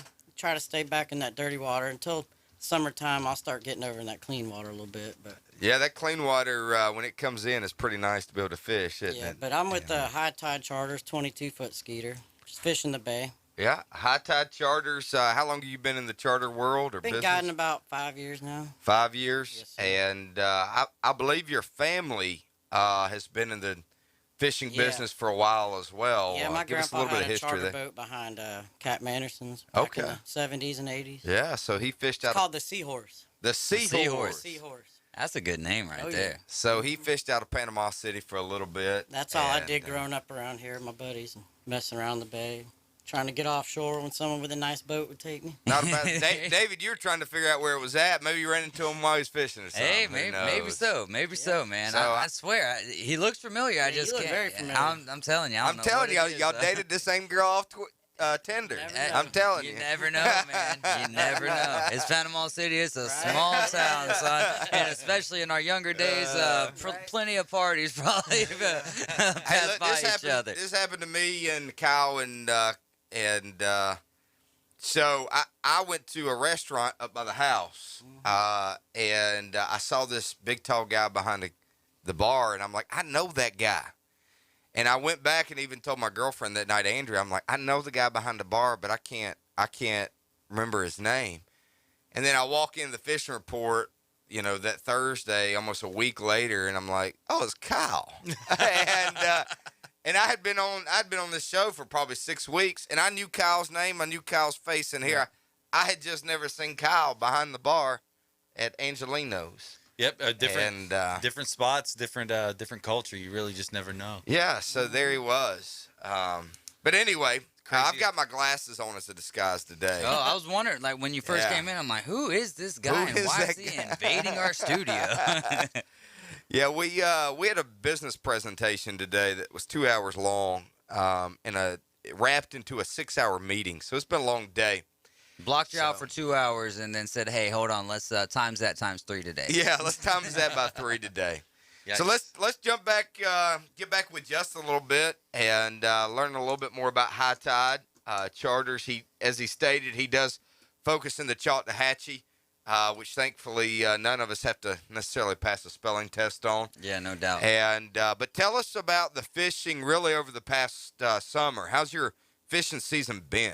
It's been a good, consistent summer. We haven't got a lot of mornings rained out. Yeah. Got a lot of our time in. A little bit of the afternoons getting rained out, but not as bad as most summers recently.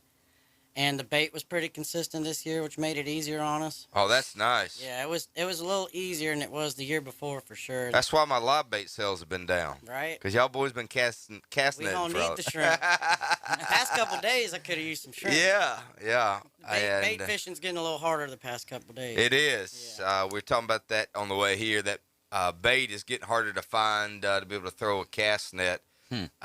Justin, what size net do you typically throw for your bait? I bring a 10-foot and then a 5-foot, depending on the depth or what's going on. But I got to have a big, heavy net. If I was a little bit bigger, I'd like a 12-foot. But my little butt, 10-foot a few times. It whoops my butt first thing in the morning every day. Yeah, that 10-foot net is work, man. If you've never thrown a 10-foot net, we have one at the shop. I will be more than happy to let you go throw. Just make sure you take a video of it while you're throwing it. And particularly, I'd love to see somebody throw it for the first time off a bow of a boat. Oh, and, yeah. There they go. Yeah. It's a different challenge. I'd be giving you some fruit. I'd have some bananas all over the place. Yeah, I've got I bought my first net probably about 10 years ago down here. It's about a 6-footer. Yeah. And then I bought a couple since then. Bought one from Copeland's up in Freeport. Oh, yeah. And then I bought one from Captain Ben Marlar.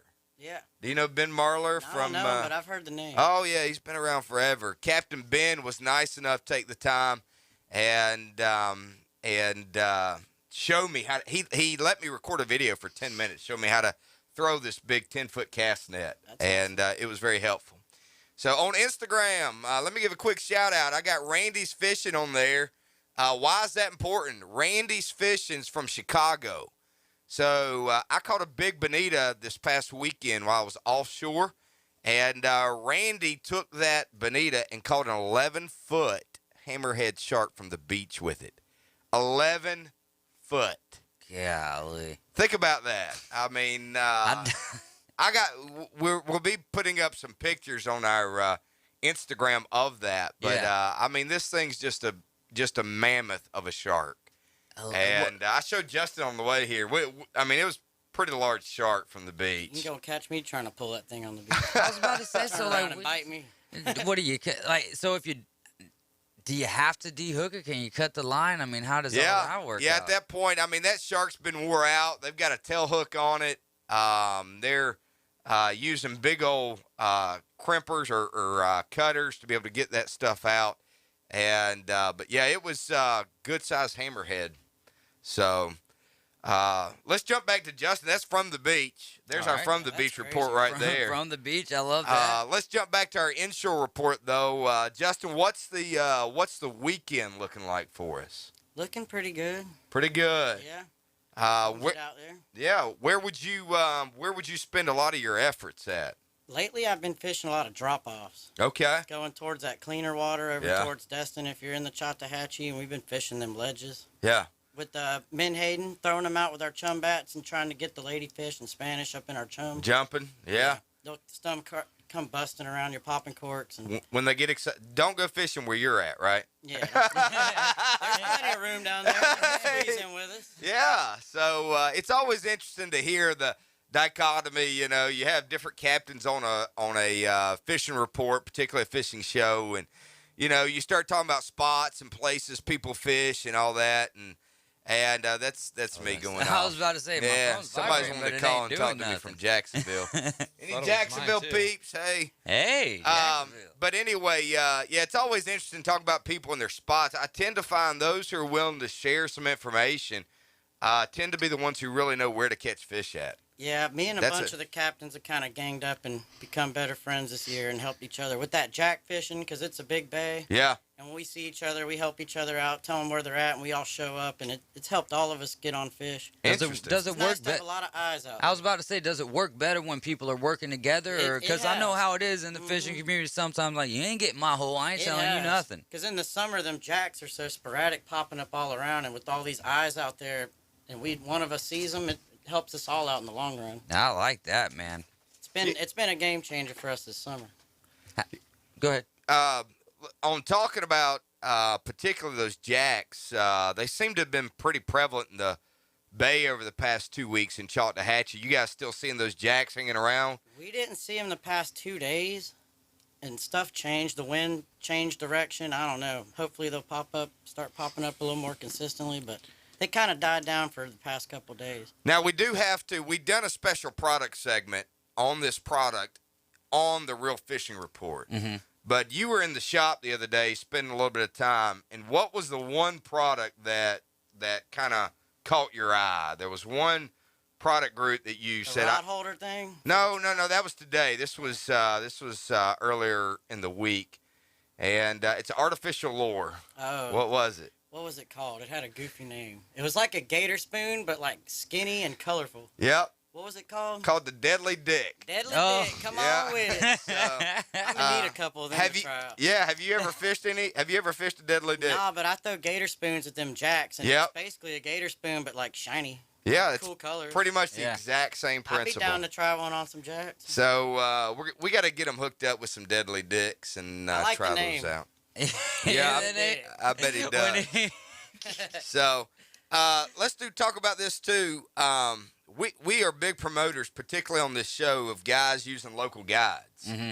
And even if you're local, I think most of the time we think of people coming in from out of town. But the fall season's coming up, and I don't think, in my opinion, there's not a better, more beautiful time to go out fishing than in the fall down here. It's my favorite time to fish the bay. Thank you. I mean, that's Redfish, great to hear from a guide as well. Redfish. I mean, we get those big pumpkin reds too. I mean, them big schools of bulls will be popping up hopefully popping up for longer periods of time. Them jacks go down and up so fast, and reds usually stay up a little longer. Yeah, we've been out there duck hunting before in around Thanksgiving and looked across the bay and seen those redfish start popping up. So. We've got to run here. We've got just about a minute left. Anything you want to leave with the listeners how do they and get, the viewers? Yeah. How do they reach you? How do they get a hold of High Tide Charters? My phone number is 850-532-3067. You got a Facebook, social media, any of that stuff? Yeah, we got all that. All right. High Tide Charters, yes, sir. Got a mug shot too, so just negate that when you Google his name. And no, Justin's one of the captains we recommend out of the shop on a regular basis. If you get a chance, give him a call. Always come into the shop, talk with us about fishing in general. We're willing to point you in the right direction. And again, thanks everyone for listening to the show, and appreciate your input and insights. Yes, sir. Yes, sir. Y'all can get out to Bay Breeze Bait and Tackle, and also you'll get a fishing summary at the 6 o'clock hour, 8 a.m. tomorrow. Make sure you tune in. That's Tim Braddock with Bay Breeze Bait and Tackle, Captain Justin Jones. Thank you guys so much for giving us some of your time today. As always, it's been a pleasure. Thank you. 104.3 ESPN Northwest Florida is the Panhandle's destination for the Atlanta Braves. Got him swinging strike three. Ozzie Albies, Austin Riley, Ronald Acuna Jr. and the Braves are back. Unbelievable. And hungry for more. Listen to the world champion Atlanta Braves on a world champion radio station. Rosario knocked the living daylights out of it. 104.3 ESPN Northwest Florida.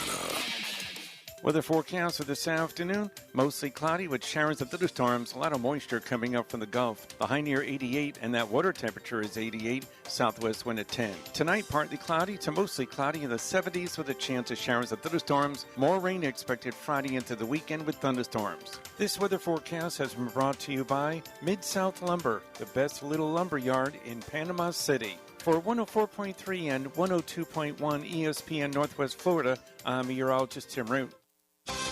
Hi, I'm Bobby Likas with today's Car Clinic Minute. You can't transform a sow's ear into a silk purse, but designers can convert mules into automotive thoroughbreds. The question is, can the mules keep pace with technology? The answer, when I come back. The Car Clinic Minute. It's Bobby Likas Car Clinic, brought to you locally by Hewitt Tire and Auto. Call 850-769-7323.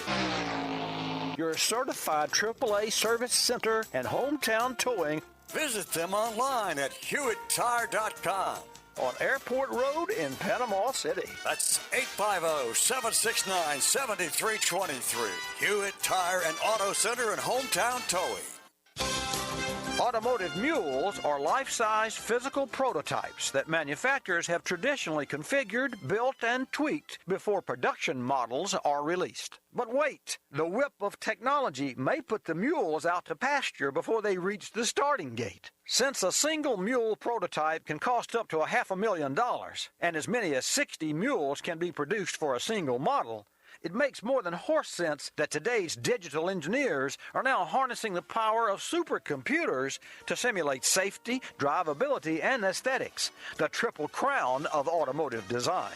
I'm Bobby Likas. Like us, you'll love us. From Mariana to Panama City, from Southport to Laguna Beach, this is the Panhandle's home for live and local sports coverage. Now back to the Afternoon Underdogs, live from the Rib Crib Radio Room. ESPN Northwest Florida. This is how we do it. This is how we do it. Welcome back. We're in the Rib Crib Radio Room. Just like 4, maybe 3 or 4 more spots. We've had a couple people sign up today. Dave and Buster's Fantasy Draft with 104.3 ESPN Northwest Florida. Text your name, text your email over to 850-215-6290. Now let's get back into the king of Florida. We did Florida State. We did Miami. Now we've got Florida and UCF. I've got to find my schedules, but when I do, we're going to go ahead and let Kyle lead off with it. Yeah, so let's go to the Florida Gators. That's the next team up. We already did Florida State. We already did the Miami Hurricanes, or I call them the Miami Tropical Storms down there in Coral Gables. Can't even play in Miami, whatever. So let's talk about the Utah Utes starting off the season for the Florida Gators. This game, weird stat I just found out here. 7 of Florida's 12 games are at home. One of them is a neutral site game. So these dudes only have 3 true away games, and they're at Florida State, Vanderbilt, and Tennessee. Pretty good setup if I was a Florida fan. It's a pretty nice schedule, and that's the reason you're going to a bowl game, because I've got them starting off the season with a big old L against the Utah Utes. I think this game will show a lot. I think Florida comes out, and if they can win this game, I think they'll have a heck of a season, and I see Florida winning that game 1 versus the Utes. All right. Well, David's over there answering the phone. We'll get his take on the Utah game in a second. Let's move on to Kentucky, week 2 here for the Florida Gators. I've got them losing to Kentucky as well, and especially over the last couple hours with the Twitter feud between the Kentucky basketball and football programs. I think maybe the football program will have a little bit to prove, so I'm going Kentucky beating Florida. What'd you have on Utah? Utah. Utah? I had Florida winning. Oh, wow. All right. I'm going Utah. It'll be interesting to see how the Billy Napier regime starts there in Florida. I'm going with Utah to win this game. A lot of hype around them. Maybe I'm making the wrong pick. We picked our Kentucky. As well? Pick? I picked. I have Florida winning Kentucky. I got them going 2-0. I think Kentucky's not going to take a big step back. They'll take a little one. They're still going to be a pretty good team and a tough team to beat, but I think Florida's really going to come out swinging this year. All right, man. For me, I want to have this faith in Florida and Kentucky. Normally, when's the last time there's been hype around Kentucky? So it almost seems like it's going to be a letdown. I'm going to go with Florida in this game. Wouldn't surprise me either way. Next game at home again, by the way, you guessed it, South Florida, and I got the Gators dominating. Dub. Easy win. South Florida, just that team that can never, that's why they're not included in this conversation, by the way. This next one is going to be interesting. It is very interesting. So week 4, their first away game of the year, coming almost in the month of October, but just on the tail end of the month of September, at Tennessee. I think Tennessee's going to smoke them.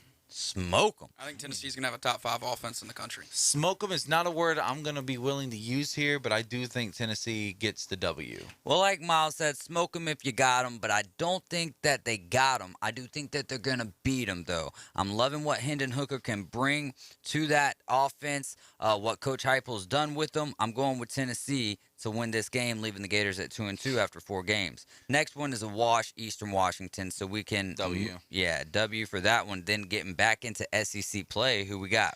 I got Florida over Mizzou here. This is October 8th. This is probably one of the least notable games going down on October 8th this year, right? Isn't this the game they lost last year, and that was it for Dan Mullen?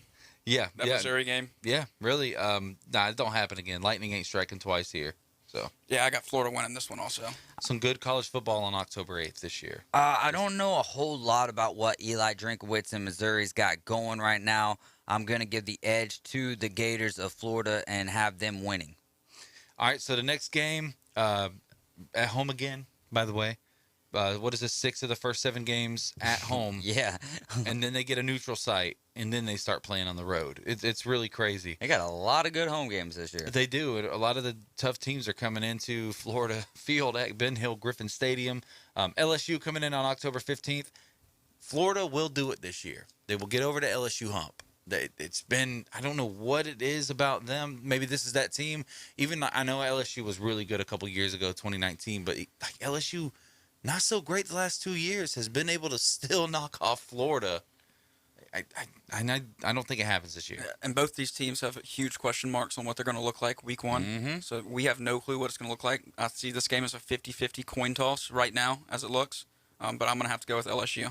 Yeah, I agree with you. 50% chance here. Either way, it's a coin toss. Flip it up and in the air. Heads LSU, tails Florida. Doesn't matter which way you go. Another interesting storyline. 2 first-year head coaches and Billy Napier and Brian Kelly. So, we'll have a better juxtaposition or a better understanding, rather, when we get to October 15th. At this point in time, I don't know how much. I know Florida fans believe in Anthony Richardson. I don't know how much I do until it's proven. I'm going to go with LSU. I think the defense is going to be a little strong this year. I have not seen Anthony Richardson make a beautiful pass. I've seen the dude be able to take off on his legs. I've never seen him have to use his arm.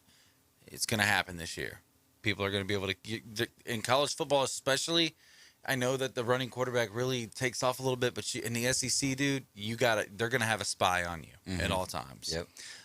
Next game, TIA Bank Field there in Jacksonville, the world's biggest tailgate party against Georgia. I think this is an absolute massacre. I think Florida keeps it close in the first half, and then Georgia just absolutely steps away. I think it'll be close the whole game, and I think Florida has a chance to win, but I think Georgia pulls it out with their experience and coach. The mailman, man. Stetson Benton. No, I'm just kidding. It's going to be on the defense in this game. Interestingly enough, this is going to be the first time, I believe, in the history of this rivalry that both Georgia and Florida are going to be able to host recruits at this game. Oh. This is huge, right? Because you're talking about a rivalry game in a neutral site, and you're battling for not only the win, which is of the utmost importance, but what else means a whole lot. That's in college football recruiting. Recruiting, yeah. And you look at the storylines inside of the recruiting. Florida's got a brand new head coach. They're going to be trying to bring in the high-profile recruits, competing with the rest of the SEC in that nature. And Georgia trying not to become yet another one-and-done SEC team. Trying to maybe become that next dynasty. Trying not to become an LSU. Trying not to be – they won't be a flash in the pan. They won't be a flash in the pan by any means, but they want to, at least be in the college football playoff. That's got to be a goal for Georgia. One and done is a flash in the pan, though. It is, unless you're back in the college football playoff, and then the next year you're right back there winning the thing. I consider that's a legit program. Georgia gets the win here. Moving on to Texas A&M. That's a big one as well, Kyle. Big one as well. This is at Kyle Field. Florida has not been able to beat Texas A&M yet since they've been in the SEC. And it ain't going to happen this year either. I still think there's a huge question mark on Texas A&M just because they have all these good recruits and go 8-4 every year. Yeah. Mississippi State beat them last year. They had some hiccups last year. And they beat Bama too. Yeah, and I think they will have hiccups again this year. I think Florida can go in there and win it, and I'm taking Florida. The Miz is on ESPN right now, and I'm pretty hyped about that. I do think that Florida could beat them. However, I don't think that is going to happen. If this was at Ben Hill Griffin Stadium, I'd give the edge to Florida. However, right now, as it stands, I'm going with another loss to Texas A&M here. What's next, Kyle? They get to come back home, by the way, after spending a comfortable 2 weeks on the road, one of which is only like 45 miles up the interstate to Jacksonville. They get to come back home to face South Carolina, and I've got Florida grabbing the W here. Yeah. I think Spencer Rattler's going to take the Gamecocks, and they're going to beat Florida. Ooh. I think he's going to have a really, really good year that nobody's looking at yet. Why do we not have anything with, laughter on here? Well, I'll give him this. Spencer Rattler, absolutely not. Hey, he can prove me wrong. Didn't do it at Oklahoma. I'm going with the Florida Gators getting the edge here.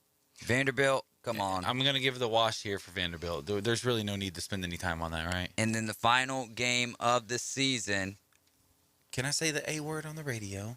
I've heard it a lot. I'll just say an arse whooping in Tallahassee. There you go. Use a little bit of English. Yeah, a little bit of English. An arse whooping. What do you got there, Miles? I got Florida winning as of right now. I'm going with Florida State. So that has 1, 2, 3, 4, 5, 6 and 6 for Florida. I have Florida 6 and 6 as well. Hey, let's go bowling. I am surprised. Yeah, you're going bowling, but I'm surprised that I even came to a conclusion like that. But there's a lot of swing games on this schedule. Some swing games for sure. But Also on the other side of that, because the W I give him to South Carolina, he's right. The W I give him to Missouri, I would have gave him those W's last year, but they lost to Missouri. So. Yeah, no doubt about it, man. Let's quickly get through UCF so we can get Kyle on the road so he can go watch the Field of Dreams game with his family.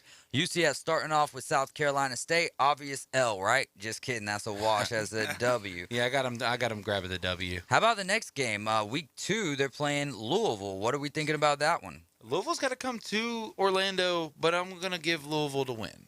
I'm taking UCF. Yeah, I'm going to go. Malik Cunningham, though. That's dude. I'm going Malik Cunningham, especially Dylan Gabriel hurt last year. Man, what about that game that Louisville and UCF had last year, though? Yeah. Y'all remember that? It was one of the first games of the season and just fireworks, Gus Bus. Here's give me UCF here. Oh, I like that. But by the way, don't tell AG I'm going to say this because I don't think he's in the comments right now. But Malik Cunningham, dark horse Heisman guy. Oh, I like that. That's not a bad take at all. Let's go FAU here. W. Taggart ruining that program just like he did ours. UCF is going to win that. Georgia Tech. W. I'm actually, W. W. I'll keep them undefeated there. SMU, the Pony Express, just announced yesterday that I believe each football and basketball player is getting like $36,000 a piece through their collective. L. I think this is going to be a close game. I think SMU pulls it off. Sweeping it out with you guys. I'm going SMU. Moving on to Temple. What do the Owls do? W for UCF. Yeah, I don't see Temple being very good. W. I'm going W right there as well. East Carolina. This one's interesting. Tough game. I got them losing. I got UCF winning still. I'm going to go with East Carolina here, ECU, because they're at the house here, and we'll see how UCF is holding up at that point in time.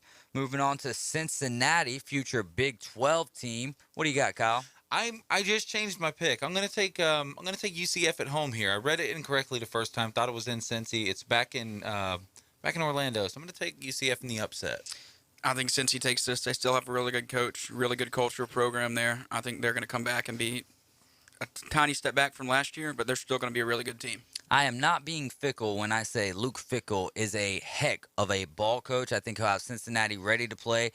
Sauce Gardner, Kobe Bryant, Desmond Ritter, Jerome Ford. Those are tough names to replace, tough guys to replace, tough leaders to replace. However, if there is a guy that can do it, it's Luke Fickell. I'm giving the win to Cincinnati, the loss to UCF. Looking here at Memphis. What do you got? W for UCF. Memphis has a real gritty team. They did last year. I think a lot of those guys are coming back. I see Memphis pulling this one out. I see this being like a 52-51 ball game. Whoever's got the ball, whoever has the ball at the end of the game is going to win it. I'll give the W the sake of the, I'll give it to UCF right here. At Tulane, sneaky team here in Tulane. I was going to say there's a little bit of rumblings about maybe Tulane going to the Southeastern Conference. I've heard that. How wild would that be? Really would be strange, but that's not like 0-8 or 0-9, depending on how many conference games we're playing at that point in time. If they'll have Vanderbilt, they'll have Tulane. Tulane might be more competitive than Vandy. Still a W for UCF. Yeah, UCF all the way, and Tulane would be a great away school to go watch a game at. Yeah, I've heard a lot about the Green Wave and how much fun they have on their campus. How about one of the service academies versus Navy at the Bounce House? Anytime these FBS like powerhouse programs, and I do consider UCF to be a powerhouse program, even though they're a G5, national championship in the last 10 years, 5 years even. Yeah, was Navy the academy? They went 11-1 last year.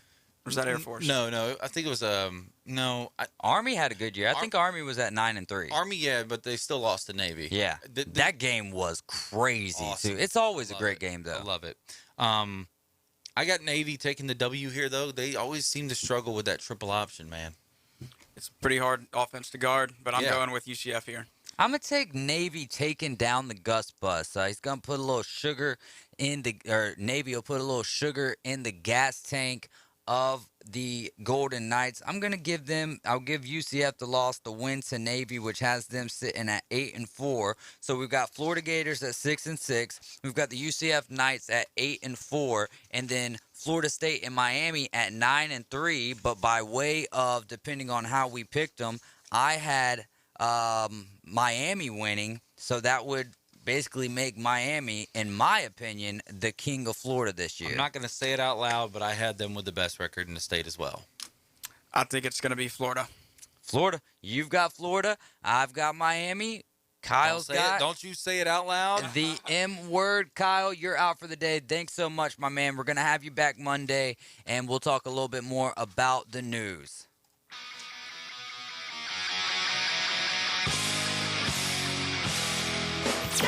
This is your captain speaking. Thank you for flying with ESPN Northwest Florida.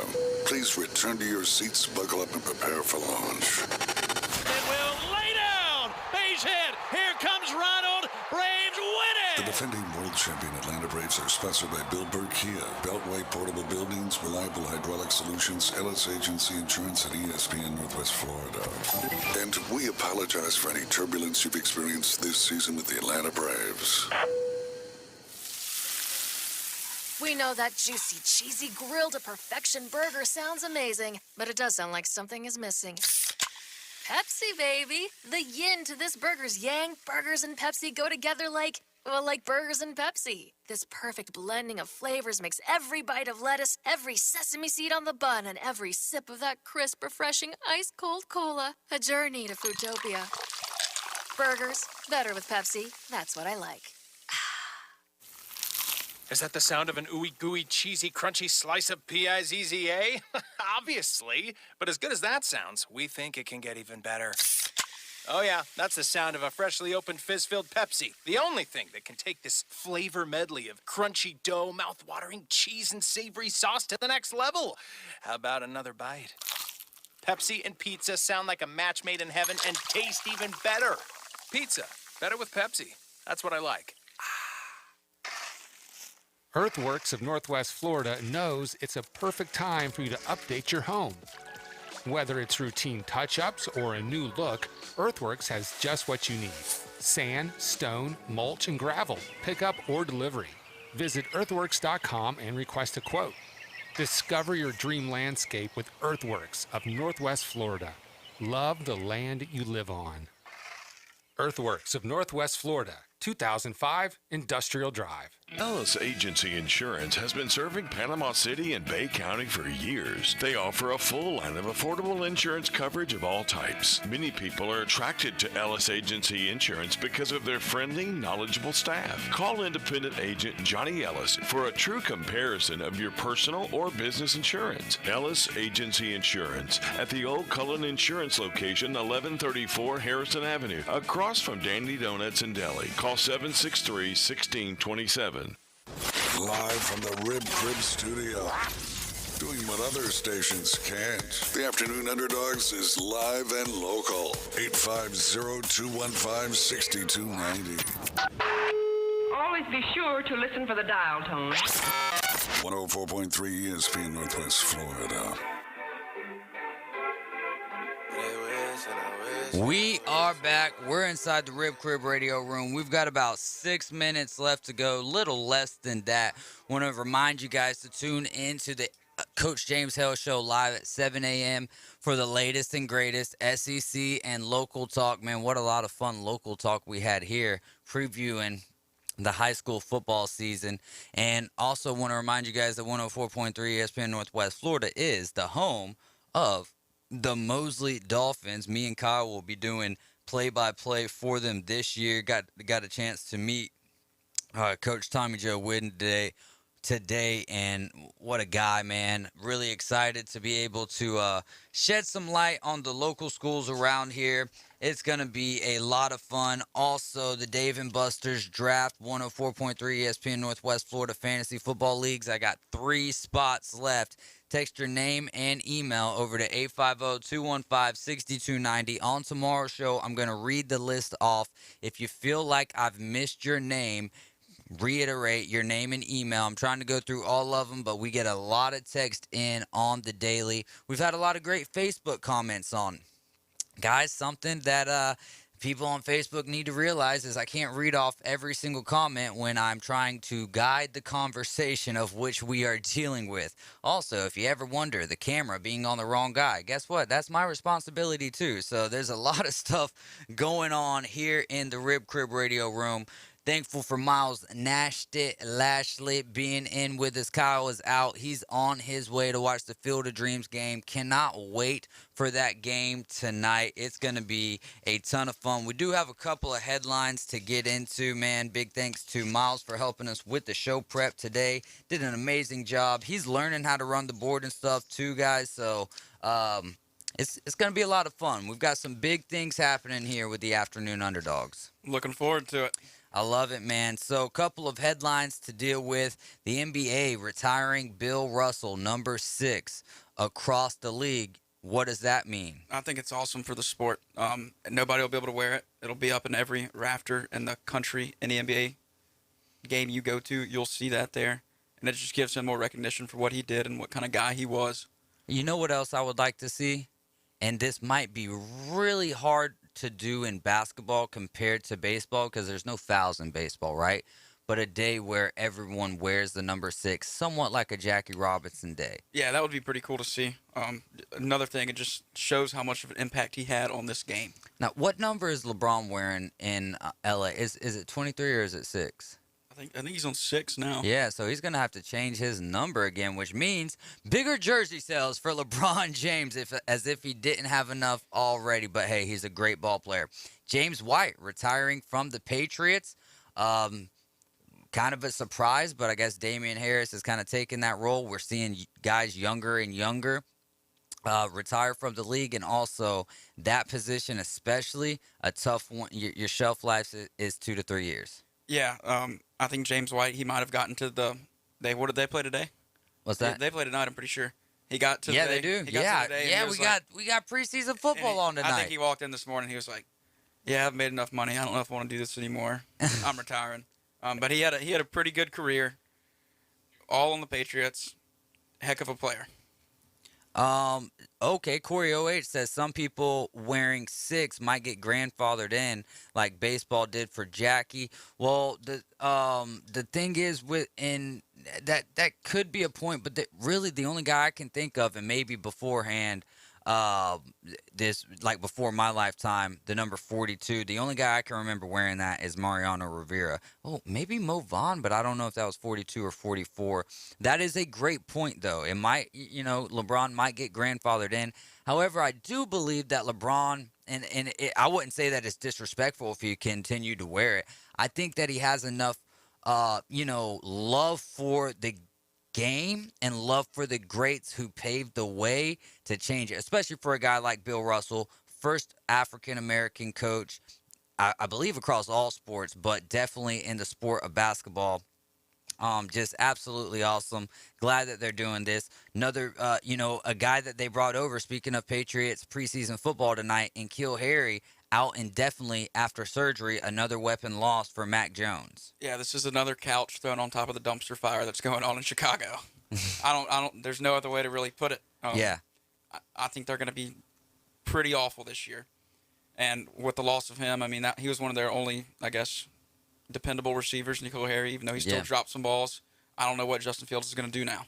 Yep. Tom, N'Keal Harry's with the Bears now? Yeah. I thought it was the Patriots for some reason. Tom Brady out for 11 days with personal issues. Shouldn't really be a big deal because, it's just giving some more times to Trask, Griff, and their other backup quarterback. We're out of time for today. Coach James Hale Show live at 7 a.m. We'll be back tomorrow at 4 p.m. Got a lot of guests. Steve Barnes. I've got Andrew Spivey with Florida. I got Brad Law on the line. We're going to be filled to the brim with great guests tomorrow afternoon. You guys are riding with the Afternoon Underdogs, and we'll be back tomorrow at 4.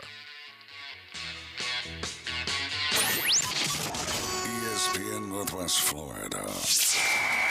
Here's what's happening. It's Dave & Buster's back-to-school event this Saturday from 3 to 5. There's going to be free backpacks filled with school supplies, a back-to-school photo booth, plus power card giveaways every 30 minutes and more. Much more. Dave & Buster's back-to-school event this Saturday starting at 3 with 104.3 ESPN Northwest Florida.